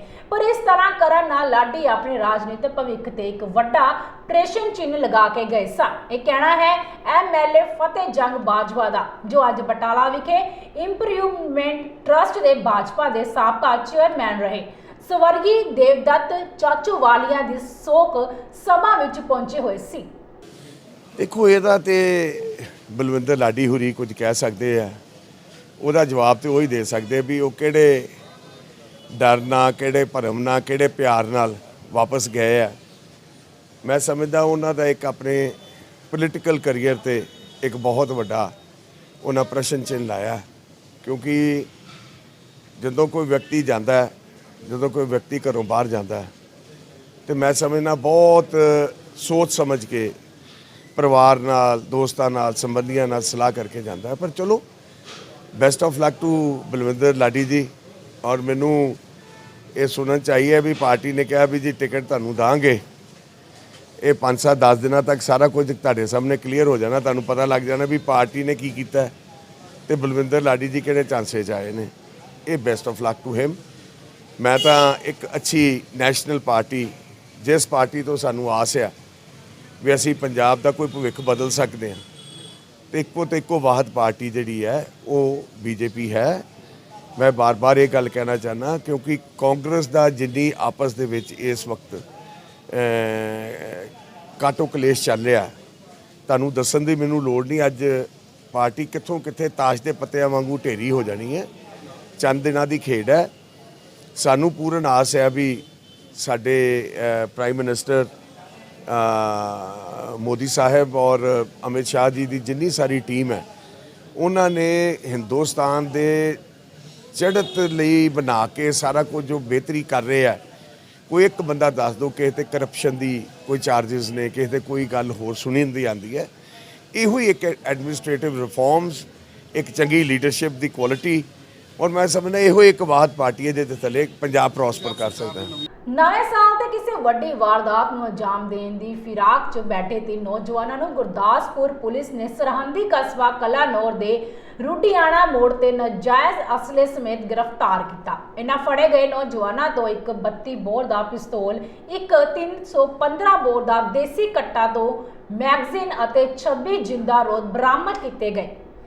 ਇਹ ਨੌਜਵਾਨ ਨਸ਼ਾ ਵੇਚਣ ਅਤੇ ਪੀਣ ਦੇ ਆਦੀ ਵੀ ਸਨ। ਇਹਨਾਂ ਦੇ ਕੋਲੋਂ ਮੌਕੇ ਤੇ 1 ਲੱਖ ਰੁਪਏ ਡਰੱਗ ਮਨੀ, 281 ਗ੍ਰਾਮ ਨਸ਼ੀਲਾ ਪਾਊਡਰ ਵੀ ਬਰਾਮਦ ਕੀਤਾ ਗਿਆ। ਫਿਲਹਾਲ ਪੁਲਿਸ ਨੇ ਇਹਨਾਂ 3 ਦੋਸ਼ੀਆਂ ਨੂੰ ਗ੍ਰਿਫਤਾਰ ਕਰਕੇ ਅਗਲੀ ਬਣਦੀ ਕਾਰਵਾਈ ਨੂੰ ਸ਼ੁਰੂ ਕਰ ਦਿੱਤਾ ਹੈ। ਇਹ ਜੀ ਕੱਲ ਮਿਤੀ 31/12/21 ਨੂੰ ਸਾਡੇ ਰਵਿੰਦਰ ਕੁਮਾਰ ਸੀਏ ਸਟਾਫ ਦੇ ASI ਨੇ ਉਹਨਾਂ ਦੀ ਸੀਕਰਟ ਇਨਫੋਰਮੇਸ਼ਨ ਤੇ ਉਹਨਾਂ ਨੇ ਇੱਧਰ ਆਪਣੇ ਰੜਿਆਣਾ ਸਾਈਡ, ਦੋਸਤਪੁਰ ਸਾਈਡ ਵੱਲ ਨੂੰ ਗਸ਼ਤ ਕਰ ਰਹੇ ਸੀ। ਉਹਨਾਂ ਨੂੰ ਸੀਕਰਟ ਇਨਫੋਰਮੇਸ਼ਨ ਮਿਲੀ ਕਿ ਅਮਨਦੀਪ ਸਿੰਘ, ਅਮਨਾ ਕਹਿੰਦੇ ਇਹਨੂੰ ਜੀ, ਇਹ ਗੋਤ ਪੋਕਰ ਦਾ ਆ। ਇਹਦੇ ਨਾਲ ਅਨਮੋਲਪ੍ਰੀਤ ਸਿੰਘ ਆ, ਇਹ ਗੁਰਦਾਸਪੁਰ ਦਾ ਰਹਿਣ ਵਾਲਾ, ਜੇਲ੍ਹ ਰੋਡ ਦਾ। ਚਾਰਲਸ ਮਸੀਹ ਇੱਕ। ਇਹ ਤਿੰਨੇ ਜਿਹੜੇ ਆ ਨਸ਼ਾ ਨੁਸ਼ਾ ਵੇਚਣ ਦਾ ਹਥਿਆਰ ਵੀ ਰੱਖਦੇ ਆਪਣੇ ਕੋਲ। ਇਹਨਾਂ ਨੂੰ ਇਨਫੋਰਮੇਸ਼ਨ ਮਿਲੀ ਜਿਹਦੇ ਮੁਤਾਬਕ ਇਹਨਾਂ ਨੇ ਆਣ ਕੇ ਰੜਿਆਣਾ ਮੋੜ ਟੀ ਪੁਆਇੰਟ ਤੇ ਇਹਨਾਂ ਨੇ ਨਾਕਾ ਲਾ ਲਿਆ। ਇਹ ਹਥਿਆਰ ਬਰਾਮਦ ਹੋ ਸਕਦੇ ਆ, ਇਹਨਾਂ ਕੋਲ ਅਸਲਾ ਬਰਾਮਦ ਹੋ ਸਕਦਾ, ਕੋਈ ਹੋਰ ਚੀਜ਼ ਵੀ, ਜਿਵੇਂ ਕੋਈ ਗੈਰ ਕਾਨੂੰਨੀ ਧੰਦਾ ਕਰਨ ਦੇ ਆਦੀ ਨੇ। ਉੱਥੇ ਇਹਨਾਂ ਨੇ ਨਾਕਾ ਲਾਇਆ। ਕੋਈ 15-20 ਮਿੰਟ 25 ਮਿੰਟ ਬਾਅਦ ਇੱਕ ਲੈਂਸਰ ਗੱਡੀ ਡੇਰਾ ਬਾਬਾ ਨਾਨਕ ਸਾਈਡ ਤੋਂ ਆਈ, ਉਹਨੂੰ ਰੋਕਿਆ ਆ। ਉਹਦੇ ਵਿੱਚ ਇਹਨਾਂ ਨੇ ਕੋਈ ਮੋਮੀ ਲਿਫਾਫੇ ਦੇ ਵਿੱਚ ਕੋਈ ਚੀਜ਼ ਲਪੇਟ ਕੇ ਜਿੱਦਾਂ ਸੁੱਟਣ ਦੀ ਕੋਸ਼ਿਸ਼ ਕੀਤੀ ਆ। ਉਹ ਸ਼ੱਕ ਦੀ ਬਣਾ ਦੇ ਫਿਰ ਇਹਨਾਂ ਨੇ DSP ਸਾਹਿਬ ਨੂੰ ਫੋਨ ਕੀਤਾ ਆ। ਉਹ ਮੌਕੇ 'ਤੇ ਆਏ ਆ। ਇੱਥੋਂ ਸਾਡੀ ਟੀਮ ਦੇ ASI ਬਲਜਿੰਦਰ ਸਿੰਘ ਚੌਂਕੀ ਇੰਚਾਰਜ ਗਏ ਆ। ਇਹਨਾਂ ਦੀ ਵੱਖ-ਵੱਖ ਤਲਾਸ਼ੀ ਕੀਤੀ ਹੈ। ਤਲਾਸ਼ੀ ਕਰਨ 'ਤੇ 281 ਗ੍ਰਾਮ ਇਹਨਾਂ ਤੋਂ ਨਸ਼ੀਲਾ ਪਾਊਡਰ ਬਰਾਮਦ ਹੋਇਆ। ਰੂਰਲ ਫਾਰਮੇਸੀ ਅਫਸਰ ਐਸੋਸੀਏਸ਼ਨ ਪੰਜਾਬ ਅਤੇ ਦਰਜਾ 4 ਕਰਮਚਾਰੀਆਂ ਨੇ ਆਪਣੀ ਮੰਗਾਂ ਨੂੰ ਲੈ ਕੇ ਕੈਬਨਿਟ ਮੰਤਰੀ ਤ੍ਰਿਪਤ ਰਾਜਿੰਦਰ ਸਿੰਘ ਬਾਜਵਾ ਦੇ ਘਰ ਦੇ ਬਾਹਰ ਭਾਰੀ ਠੰਡ ਵਿੱਚ ਸੜਕ ਤੇ ਬੈਠ ਕੇ ਧਰਨਾ ਪ੍ਰਦਰਸ਼ਨ ਕੀਤਾ ਅਤੇ ਪੰਜਾਬ ਸਰਕਾਰ ਦੇ ਵਿਰੋਧ ਵਿੱਚ ਜੰਮ ਕੇ ਨਾਅਰੇਬਾਜ਼ੀ ਕੀਤੀ। ਇਸ ਮੌਕੇ ਯੂਨੀਅਨ ਦੇ ਆਗੂਆਂ ਨੇ ਚੇਤਾਵਨੀ ਵੀ ਦਿੱਤੀ ਕਿ ਜੇ ਸਾਡੀਆਂ ਮੰਗਾਂ ਨਹੀਂ ਮੰਨੀਆਂ ਗਈਆਂ ਤਾਂ ਅਸੀਂ ਪ੍ਰਦਰਸ਼ਨ ਹਰ ਰੋਜ਼ ਕਰਾਂਗੇ ਅਤੇ ਆਉਣ ਵਾਲੀਆਂ ਚੋਣਾਂ ਵਿੱਚ ਇਹਨਾਂ ਨੂੰ ਮੂੰਹ ਤੋੜ ਜਵਾਬ ਵੀ ਦੇਵਾਂਗੇ। ਕੀ ਸਨ ਇਹਨਾਂ ਦੀਆਂ ਮੰਗਾਂ, ਤੁਹਾਨੂੰ ਵੀ ਸੁਣਾਉਂਦੇ ਆ, ਆਓ ਸੁਣੀਏ। ਅਸੀਂ 16 ਸਾਲ ਤੋਂ ਸੜਕਾਂ ਤੇ ਰੁਲ ਰਹੇ ਹਾਂ। ਅਸੀਂ ਰੂਰਲ ਹੈਲਥ ਫਾਰਮੇਸੀ ਅਫਸਰ ਤੇ ਦਰਜਾ 4 ਕਰਮਚਾਰੀ ਹਾਂ। ਸਾਨੂੰ 16 ਸਰਕਾਰ 2006 'ਚ ਸਾਡੀ ਅਪਾਇੰਟਮੈਂਟ ਹੋਈ ਸੀ ਤੇ ਅਜੇ ਤੱਕ ਵੀ ਸਰਕਾਰ ਸਾਨੂੰ ਬਿਲਕੁਲ ਹੀ ਨਿਰਗੁਣੀਆਂ ਤਨਖਾਹਾਂ ਦੇ ਰਹੀ ਹੈ, ਜਿੰਨੀ ਇੱਕ ਦਿਹਾੜੀਦਾਰ ਵੀ ਉਸ ਤੋਂ ਜ਼ਿਆਦਾ ਕਮਾ ਲੈਂਦਾ ਹੈ। ਤੇ ਉਰੇ ਹੀ ਰੋਸ਼ ਵਿੱਚ ਅੱਜ ਅਸੀਂ ਮੰਤਰੀ ਸਾਹਿਬ ਦੀ ਕੋਠੀ ਅੱਗੇ ਬੈਠੇ ਨੇ। ਮੰਤਰੀ ਸਾਹਿਬ ਵੀ ਸਾਨੂੰ ਜਦੋਂ ਤੋਂ ਇਹ ਮੰਤਰੀ ਦੇ ਅਹੁਦੇ ਤੇ ਬੈਠੇ ਨੇ ਸਾਨੂੰ ਮਿੱਠੀਆਂ ਗੋਲੀਆਂ ਦਿੰਦੇ ਪਏ ਨੇ ਔਰ ਅਸੀਂ ਖਾਈ ਵੀ ਜਾਂਦੇ ਪਏ ਆ ਉਦੋਂ ਦੀਆਂ ਇਹਨਾਂ ਦੀਆਂ ਮਿੱਠੀਆਂ ਗੋਲੀਆਂ। ਪਰ ਅੱਕ ਕੇ ਹੁਣ ਅਸੀਂ ਤੰਗ ਹੋ ਕੇ ਇਹਨਾਂ ਸਰਕਾਰਾਂ ਦਾ ਇਹਨਾਂ ਦਾ ਪਿੱਟ ਸਿਆਪਾ ਕਰਨ ਲਈ ਇੱਥੇ ਪਹੁੰਚੇ ਆ। ਅਸੀਂ ਅੱਜ ਸਾਨੂੰ ਇਹਨਾਂ ਨੇ ਸ਼ਾਮ ਤੱਕ ਮੀਟਿੰਗ ਦਿੱਤੀ ਹੈ। ਉੱਥੇ ਜੇ ਸਾਡੀ ਮੀਟਿੰਗ 'ਚ ਕੁਝ ਹੱਲ ਨਹੀਂ ਕਰਦੇ ਤੇ ਅਸੀਂ ਇਹਨਾਂ ਸਾਡਾ ਚੈਲੰਜ ਹੈ ਕਿ ਅਸੀਂ ਇਹਨਾਂ ਨੂੰ ਜਿਹੜੀਆਂ ਇਹਨਾਂ ਦੇ ਆਪਣੇ ਚੋਣ ਹਲਕਿਆਂ ਤੋਂ ਜਿੱਤਣ ਨਹੀਂ ਦੇਵਾਂਗੇ। ਸਾਡਾ ਖੁੱਲਾ ਚੈਲੰਜ ਹੈ ਸਰ ਇਹਨਾਂ ਨੂੰ।